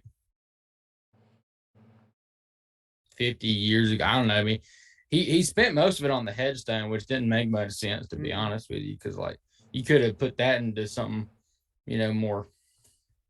Would you say you're doing well? My family? Sure. I mean, they're all right. I mean, it's kind of I'm the richest one, because I play ball, but. Interesting. Yeah. Yeah, I'm just trying to make sure that I've sort of covered all of the bases here. The daughter, Clementine, the wife had passed away. Honestly, he's always been harmless, really. No violence, as I mentioned, but it's just tragic. Remind me again who Clementine was? That's his daughter, Clementine. He lives with her aunt, his late wife's sister, Esmeralda Lockhart. Yes. But I just feel so terribly bad for the Miller family. The girl's father, Jacob Miller, he was so angry at everything that had happened, rightfully so, but he mentioned this morning that his daughter had been missing. She disappeared from her bed last night, and it wasn't too much longer before one of the shopkeepers came to me with this leg that Harlan Dupree was chewing on. The leg still has his bite marks in it. Is the deputy with us, Keeper? The deputy went off. He took your bags and such somewhere else. Okay. And Keeper, can you remind us the names of the deputy and the constable? Oh, yeah. The constable's name is Clark. Constable Archibald Clark. Archibald Clark. Yep. And then the deputy is Amos Pitts. He's a little younger than Clark. He has like sort of like lines in his forehead there, but also sort of like a square-shaped haircut and a nice little neat little suit. Clark and Pitts. Well, Constable, I hope you don't mind. We might grab. We're a bit famished, and then we can undergo this investigation, I suppose we'll call it. Yes, I'm really curious on these hash browns. Oh, Make them yes. seem- Can I get some pancakes? They do have pancakes here too. Eddie, over here. I think we're ready to order. So like a mid-30s guy, maybe early 30s, no, late 20s. He's definitely late 20s. He kind of comes over. He is the owner, proprietor, and head cook of the Blue Duck Diner. He pretty much does it all here. This is his place. You can kind of tell. This seems to be the kind of place where locals would like come and sort of hang out, have food, and also especially like gossip. You know, this seems to be like sort of like the center of town where people will come and chat. It's a Waffle House, is what you're trying to say. It's a Waffle House. You didn't have to say it. I was Actually, gonna... London, it's a Waffle Home. Exactly. I was about to straight up hit you with the Eddie. What is this? What is this Ha. all-star special you have on the menu? When was the last time they had a fight at 2 a.m.? Can I please get a waffle? Can I please get a waffle? Can I please go? Hey guys, what can I get you? What can I order for you? I know we have one order hash browns. I'm just kidding. Okay, yeah, all right. With the full breakfast special, we can do the full breakfast special. What else can we get for you? You, Mr. Sir, with a fedora. What can I get you? To something to drink, something to eat?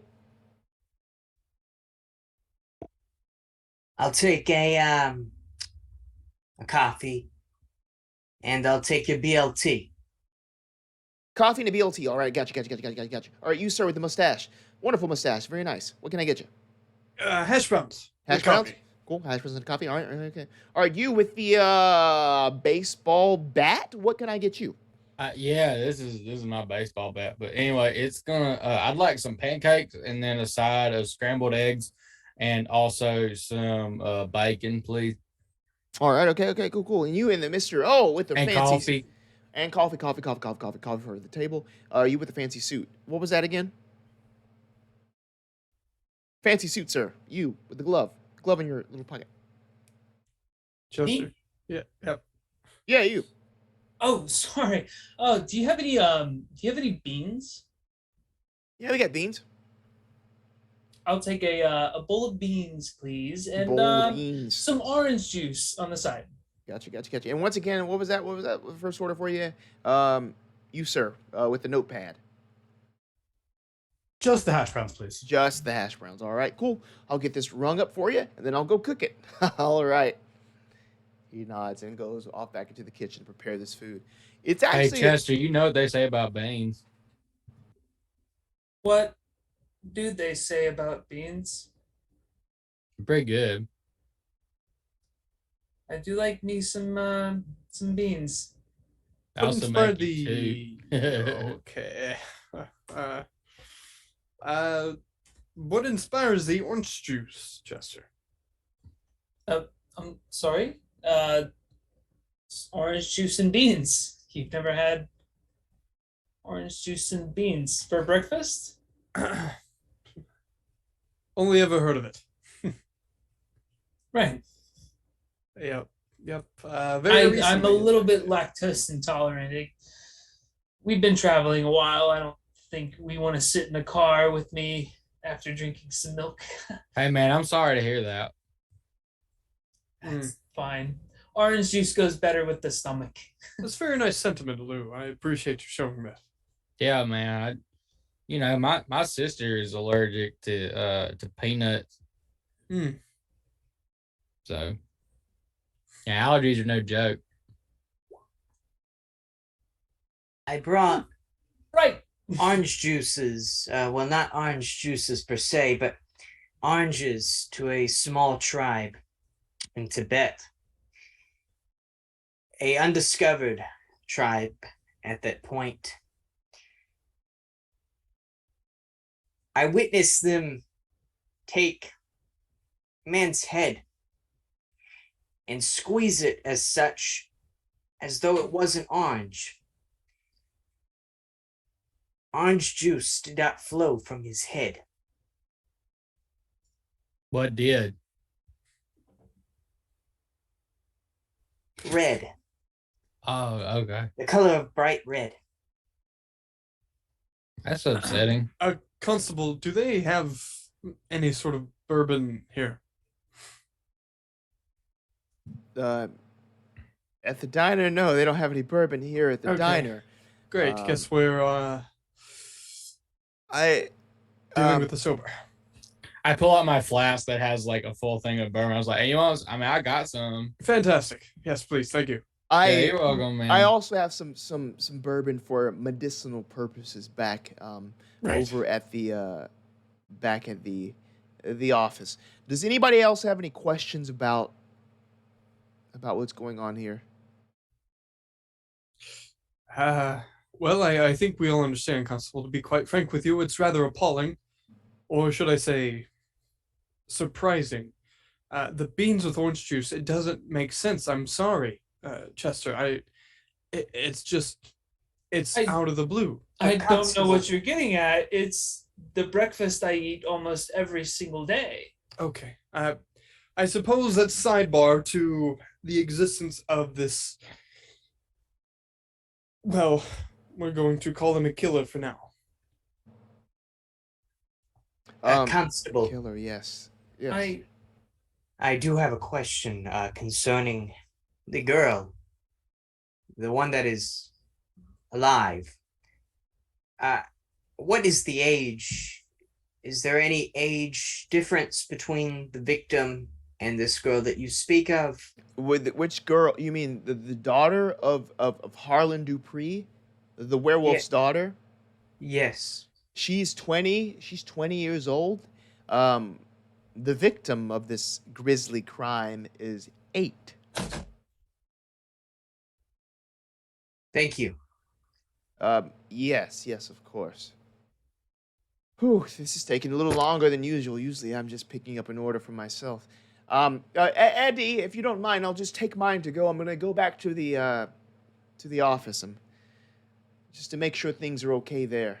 If you don't, gentlemen, don't mind, I'm going to head on back to the office once I get the hash browns, just to keep an eye on Dupree, make sure that he isn't causing any trouble.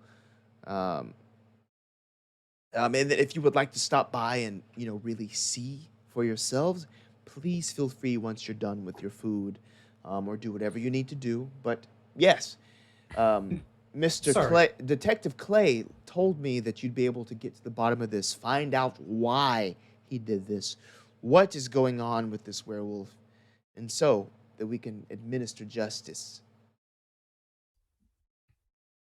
Okay, man. Well, you know, we'll see you later. Yes, precisely. Yes, I'll get the hash browns first, but I'll sit here until then. What were you saying? Something? Okay. No, you answered my question. I appreciate you coming back, though. Okay, yes, but yeah, I'll be over at the jail. That's where we have the wolf. Is he speaking? You said no, correct? Just barks, yelps at times, pants, but no verbal English. And how is he chained up in your jail? He's loose. He's just thrown into we have a small cell there. He's just inside of that. No arm, leg, neck, no bindings. And we weren't prepped for that, so no bindings of any sort like that. The last time,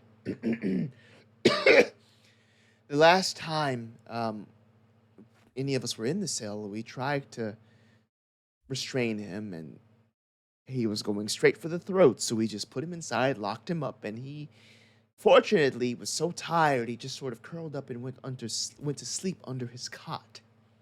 Have you tried having a dog talk to him? No, we have Lou- not had a dog try to talk to him.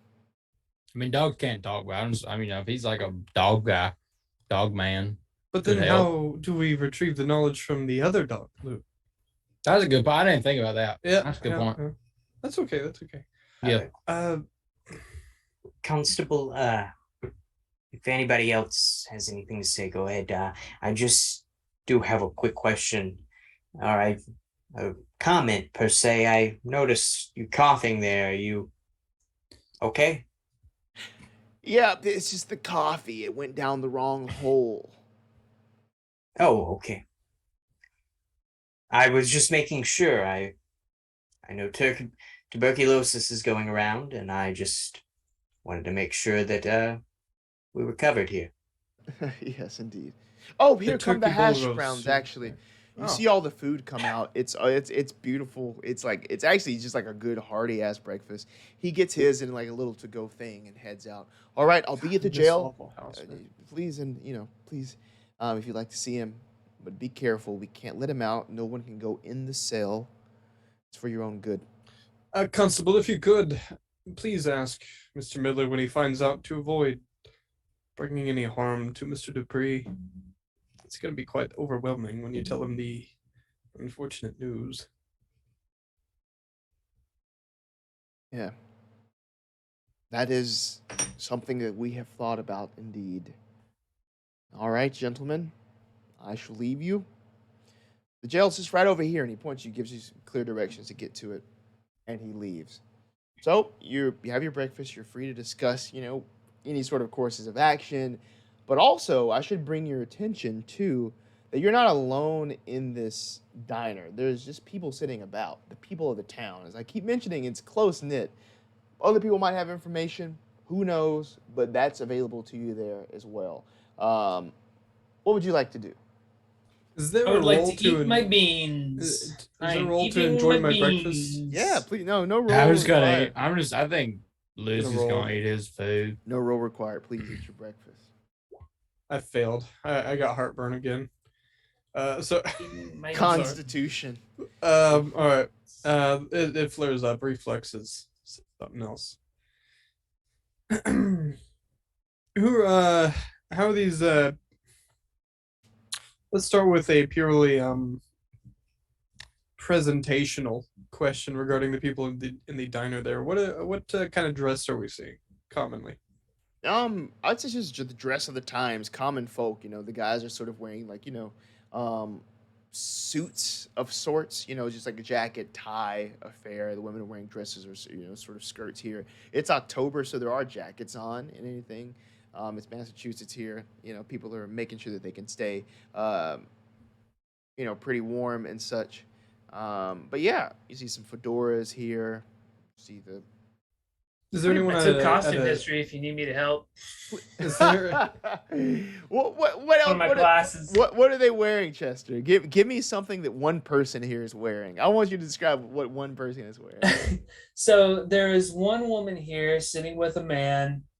They're having a nice little breakfast dinner, I didn't realize and that. she is wearing a floral dress, and her hair is in a bun because there's a slight bring back. It's like in one of those like net things because there's a slight there's like they bring it back from when it was popular in the Victorian era.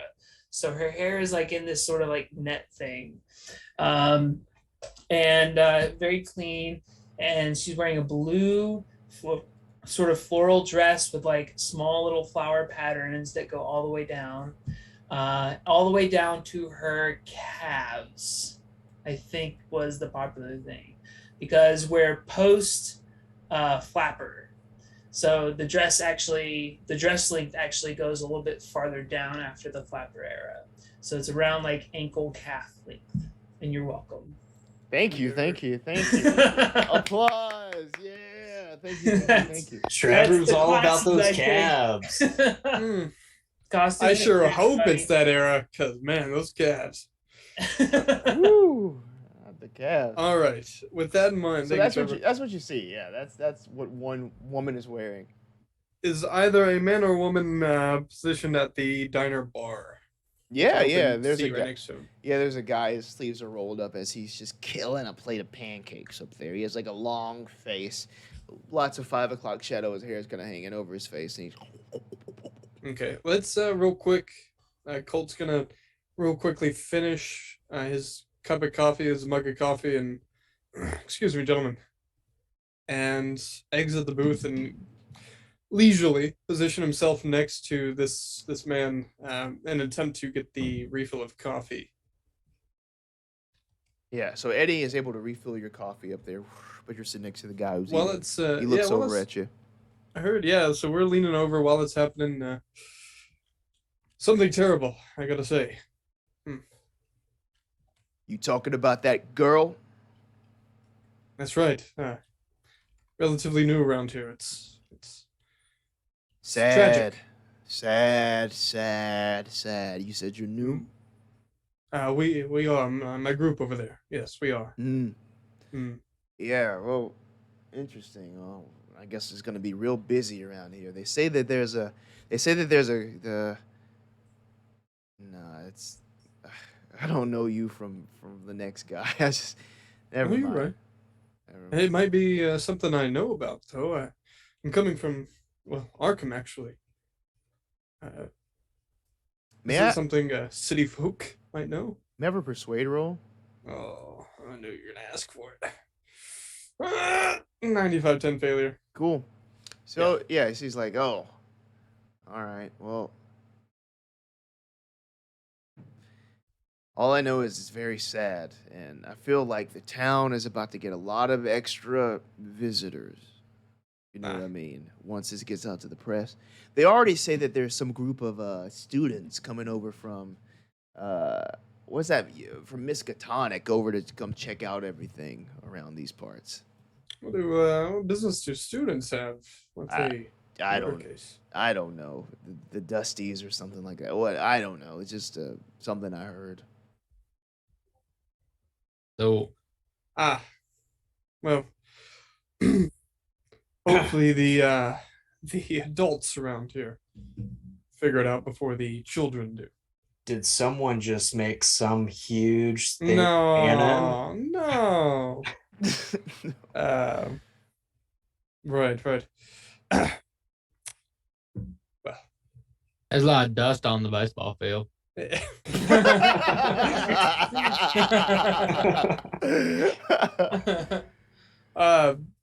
I'm sorry. Enjoy your food, sir. All right, yeah. Again, if anybody wants to, if you see what kind of rumors we can gather from the diner, if anybody wants to give persuade, charm, fast talk, or intimidate rolls, you can just throw that out, and I'll see if I can give you something. Persuade, success. charm, or oh, all right, never mind. Fast No, you talk go and ahead. Lou, why is your charm 50? Well, because I'm a real charming guy. Failure. Yeah. I feel like is there a waitress in the diner? It's just Eddie. Just Eddie. I'll It's go like- to Even Eddie. better. I'll go to Eddie and I'll be like, hey man, like there's obviously some weird shit going down. I mean, like Yeah, has, yeah. There has is. any I mean, has stuff like this happened before? Is this all pretty new? You know, I mean, like that's pretty crazy. You got somebody gnawing on a calf of an 8-year-old. That's pretty crazy. Yeah. That's that's very crazy. You know, she went missing Tuesday night, and then Tuesday was a full moon, and now he's acting like a wolf. That's crazy. Father Leclerc over at the church, he was seen headed to the jail with holy water and crucifixes to exorcise this werewolf demon out of the Dupree guy. So Well, I mean, but, hopefully that's like- happened. Right, but like, has anything strange? Have there any other strange occurrences that have happened in the town that you can think of other than this thing, or is this like a pretty out there kind of thing? You know what I mean?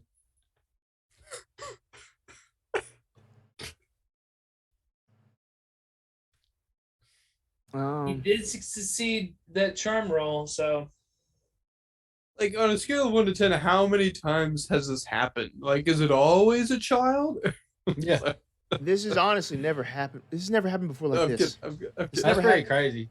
It's never happened mean- before like this, And as far as strange occurrences in the town, I'm just trying to think. I mean, there is like this new guy in town, but it's just like an encyclopedia. What do you salesman mean, that new guy? He's just an encyclopedia salesman that just can't do any salesman. He just has those like salesmanship skills. He just trips over his own words. He's like scared of his own shadow, but so I wouldn't even mind him. So he's not real good at selling things. No. He's not good at selling at all.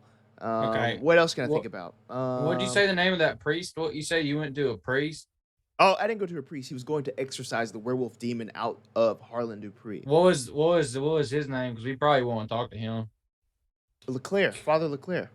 He's the Catholic Father priest in Leclerc. town, Okay. So what was the name of the book salesman? You said there was a book, because I'm always trying to get more knowledgeable. You know, I could use an encyclopedia. Oh, what was the book Knowledge? What was that? Well, you said there was a book guy. And Yeah, he I'm came- always- Encyclopedia salesman. Some guy tried to come in and sell me an encyclopedia, but he just showed me the book, and I was like, I don't need this anything. I don't What know how was to make his house name rounds. though? Was it? I don't know. He like- just kind of came. He wouldn't tell me his name. He wouldn't say anything. He's just like, and I was just like, and I looked at That's it, like, pretty crazy, man. Yeah, listen, you want any Prince Albert in a can? Because I got some. oh sure. All right, cool, man. You can have some. You want a All right, cigarette? so Father Leclerc and then a encyclopedia man. You want a cigarette? Yeah. There you go. He hands you a pack. All right, man. Thanks. Yeah. All right, man. I appreciate you. Thank you. You're welcome. Oh, how was the food? Oh, it's pretty good, man. He shouts from That was a across good the way. pancake. How are those beans? Yeah, yeah. I saw it. I saw Chester. I saw Chester there. That was great. Cool. So with this info dump from Eddie, with this other information, what would you like to do? So, friends, not to intrude, again, this is not my investigation, but I just kind of wanted to ensure we all had the same amount of information. In terms of people we may want to talk to, there is Mr. Dupree, the werewolf himself, at the jail. The constable is also at the jail. We have the Dupree's daughter, who works at the boarding house, as well as this the priest, Father Leclerc, as well as this. We can go find this encyclopedia salesman. Am I missing anyone that you all remember? Man, that's all I got. I'll be getting some discussion from these sculptures, I think. And the sculptors. so what are we all Would you remind me about these sculptures? I think I might have missed these in my notes. He used to be a sculptor, so he made a bunch of sculptures. Most of them are at the church. Oh, but there checking could- out these yes, not the people that are sculptors, but they're checking out the sculptures that he has made. Yeah, there's a singular Yes. sculptor, and he's a Perfect. werewolf. Great. Okay, I just want to make sure there were other sculptor Allegedly. human beings that I missed. The downward dog sculpture. That's the name of this campaign: Spot Hitting Downward Dog. Downward dog. Downward dog. Okay. I'm sorry. All right. Well, Wait, is Dragon Force Jason? Yeah, that's Jason. Is he on? hey, Jason. I love that guy. I love Jason that Vaughn. man. I love the band Dragon Force. They're great. No, it's Jason Vaughn. I love that guy. Oh, That was my roommate. Nice. He's my fraternity brother. Yeah, that too. He would play with the deer at our theater parties. There was a deer. Hey, I'm surprised he showed Yeah. up. Hey, Jason. Hi, Jason. Hi, Jason. Hi, Jason. Jason says that the villain of this is actually vampires. He's probably guess. right. Jason's Solid guess. pretty good about these things. He just left us. He said he has to go play Valorant, but to tell us to be wary of vampires. So Well, Dracula did turn into a wolf in the original novel. He lies. We're playing Siege right after this. Hmm. Have you ever read Bram Stoker's Dracula? It's a great book. I read it a little too early, actually. It's really good. That's why I am the way I am. All right, pitter patter, pitter I patter. don't believe in vampires. Anyway, I do. Let's get at her. yeah. So, Colt or Mr. Reinhardt, if he's just finishing his breakfast here, we'll head over to the church. If there's no objections here. What are you doing? What was that? I've been asking a question for the past 5 minutes, We haven't heard a word from you, man. and I've been muted for the past 5 minutes. Oh Thank you, my Matt, gosh. for helping. Oh, fuck. my gosh. I'm sorry. I do have to ask this though. Would you like some Prince Was Albert? was Jason Vaughn? Was he the guy who got headbutted by the deer at one of those parties? No. That was another guy, another kid. It was another guy. Okay, Yeah. that was Jason quite a did. Probably sight. present. That was quite a sight. Yeah. All right, But- continue. Nonetheless, yeah. So we're headed to check out these sculptures and see if we can't differentiate the earlier works to the latest and finally, final sculptures developed. That's just Reinhardt. I don't know if anyone's going with him. He'll extend the offer, but it's up to you all. I am very interested in talking to Mr. Dupree himself, or at least attempting to. Not that I think I'll get much out of him, but I feel like that might be a good place to start. Mr. Reinhardt, I will accompany you. I have worked on statues of different kinds before and uncovered many, so this shall be interesting. Excellent. What about you, Lou? I mean, I'm kind of. I mean, this. I'm not gonna lie. This priest guy doing the exorcism kind of perked my interest. I mean, he's got to know something. I mean, and also this encyclopedia salesman. I mean, he could just be an encyclopedia salesman, but he just happens to show up right when all this kind of shit starts going down. I mean, I mean, coincidence is not really something I'm too big on. I don't really believe in that, but I'm more interested in the priest, if I'm being honest. But I feel like they both need to be looked into. But James, you got a splitting party in front of you. Which direction would you like to go? That's a good question. I was wondering if you thought it might be best if we all stick together, at least maybe two groups rather than one big one. I feel like we all have a lot of information that we're able in our heads. They're very different backgrounds, and I worry that if we all split up into two smaller parties, we'll be missing out on a lot of context that might be useful at the moment. I mean, Yeah, I think that's of a good idea.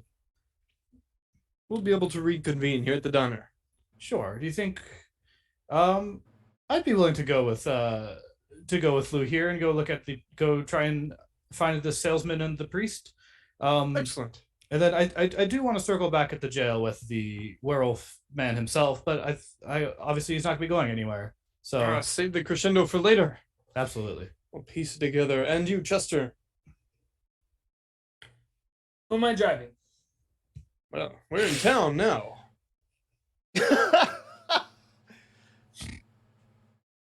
Feel free to take a load off. How about come look at sculptures with us? Yes, I think that'd be great. And Doctor, you're going with the sculptures, correct? Yes, that is correct. I like to see these sculptures. Great. Perhaps I can appraise them also. What? What for? I have a hobby of appraising items of value. Ah, I see. Great. Great. In an hour, we meet back at the diner. That sounds great to me. And if by any chance we do not meet at the diner in exactly 1 hour, shall we assume the worst? Well, it's a small town. Just head to whatever direction the other group was in. Sounds okay with me. And we'll check the pocket watch. Keeper, what time is it? Right now it's let me think. So it's 1:45 and 23 It's seconds. like 3:34. Okay, gotcha. 3:30 to 4. All right. Excellent. I'll be Wait, off. and everybody's going to the church? I believe Lou and Me and We're gonna go talk to the priest, are we not? Or are we gonna try and check the salesman first? James, I know are going to talk to the priest. Right. Yes. Okay, just you two are going to the priest? And Yes, then and everyone else will be looking at the sculptures, wherever Yep. they may be. Okay, yeah, so the sculptures are at the church, where the priest would also sort of be. Oh, perfect. no, please, So, let like, us, so the religion. please let us think we're going in separate directions. We had the same y'all. way. No, I mean that's a good question. You could try to go to the guy's like workshop, so you can go to like I guess his house where he did the work. I'm sure That's there's where, that's what Got Reinhardt you. was trying to find. Yeah. cool. Yeah, so like his workshop where I'm sure there's sculptures there too. Yeah. So Kurtz, Reinhardt, and Goodman are headed to the workshop. Excellent. Okay, and then McGann and Coughlin are headed to the church. Correct. All right. Cool. So, as the party momentarily splits and heads out of the door of the diner, may I have a spot hidden roll from everyone? Okay. Spot hidden. Mm-hmm. Success. 49 versus 60. Nice, Chester. Extreme success. I see it. I see it. Failure. 79 versus 75. That's okay. I see Failure it. on my Nice. 48-25. Hmm. I see it. Cool. Whatever it is. All I see right. it. So with that extreme success, Chester goes insane because he saw too much. I Sorry, saw buddy. too much and I wasn't prepared. So, what you're gonna see, Chester, is as you step out of the way, your eyes immediately go to this alley that's sort of diagonal from the diner here. You see this head pop out. At first, it's just the top of a long black hat. Then a face. These bulging eyes just pressed up against these glasses that make the eyes look just gargantuan. Like that. You see a slender nose and a very slender face. It's almost as if the skin clings to the face itself. Dry lips with lines that just run all the way up and down. Sort of that, nasolabial crease there. Lips are dry, teeth are small. And it seems to just be a lot of teeth jammed into this mouth. They sort of even stick out almost like horizontally out of the mouth as this person looks left, right, and they disappear back into the alley. I wish I didn't get an extreme success on spot hidden. A couple of seconds later, they reappear, but it's their back. It's sort of their hunched over back as they are using every ounce of their strength. And they're a frail, skinny person. They are, you can hear sort of, as he is pulling this trunk. He's pulling it. He's pulling it. He's pulling it. He's tired. His rodent-like face again looks around.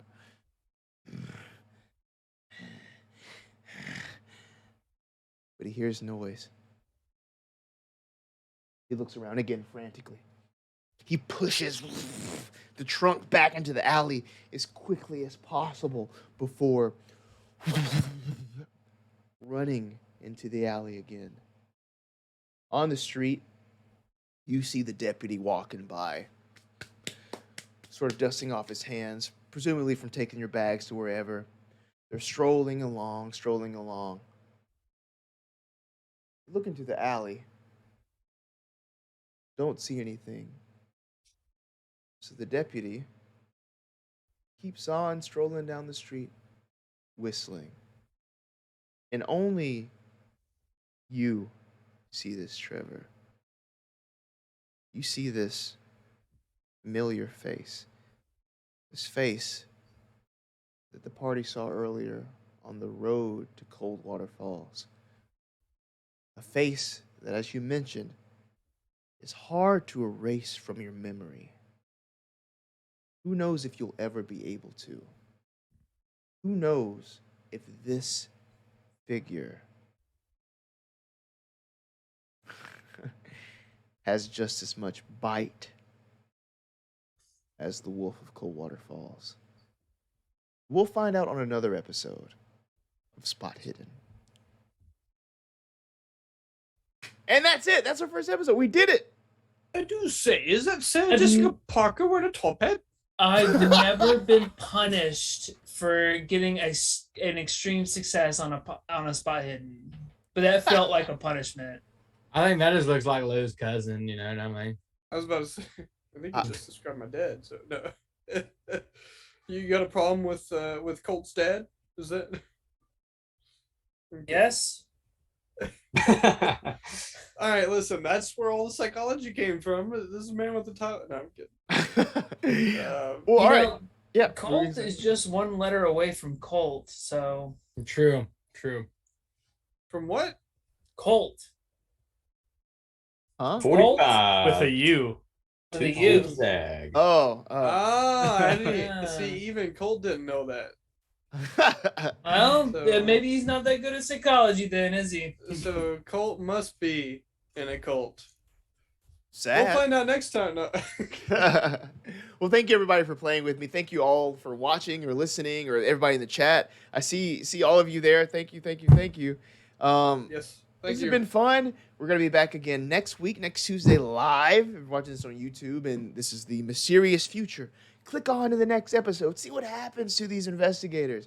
Besides that, thank you to Chaosium, publishers of Call of Cthulhu, this game of horror and investigation. My name is London. This is the crew, and we're so happy to play here. As always, please stay spoopy. Peace out.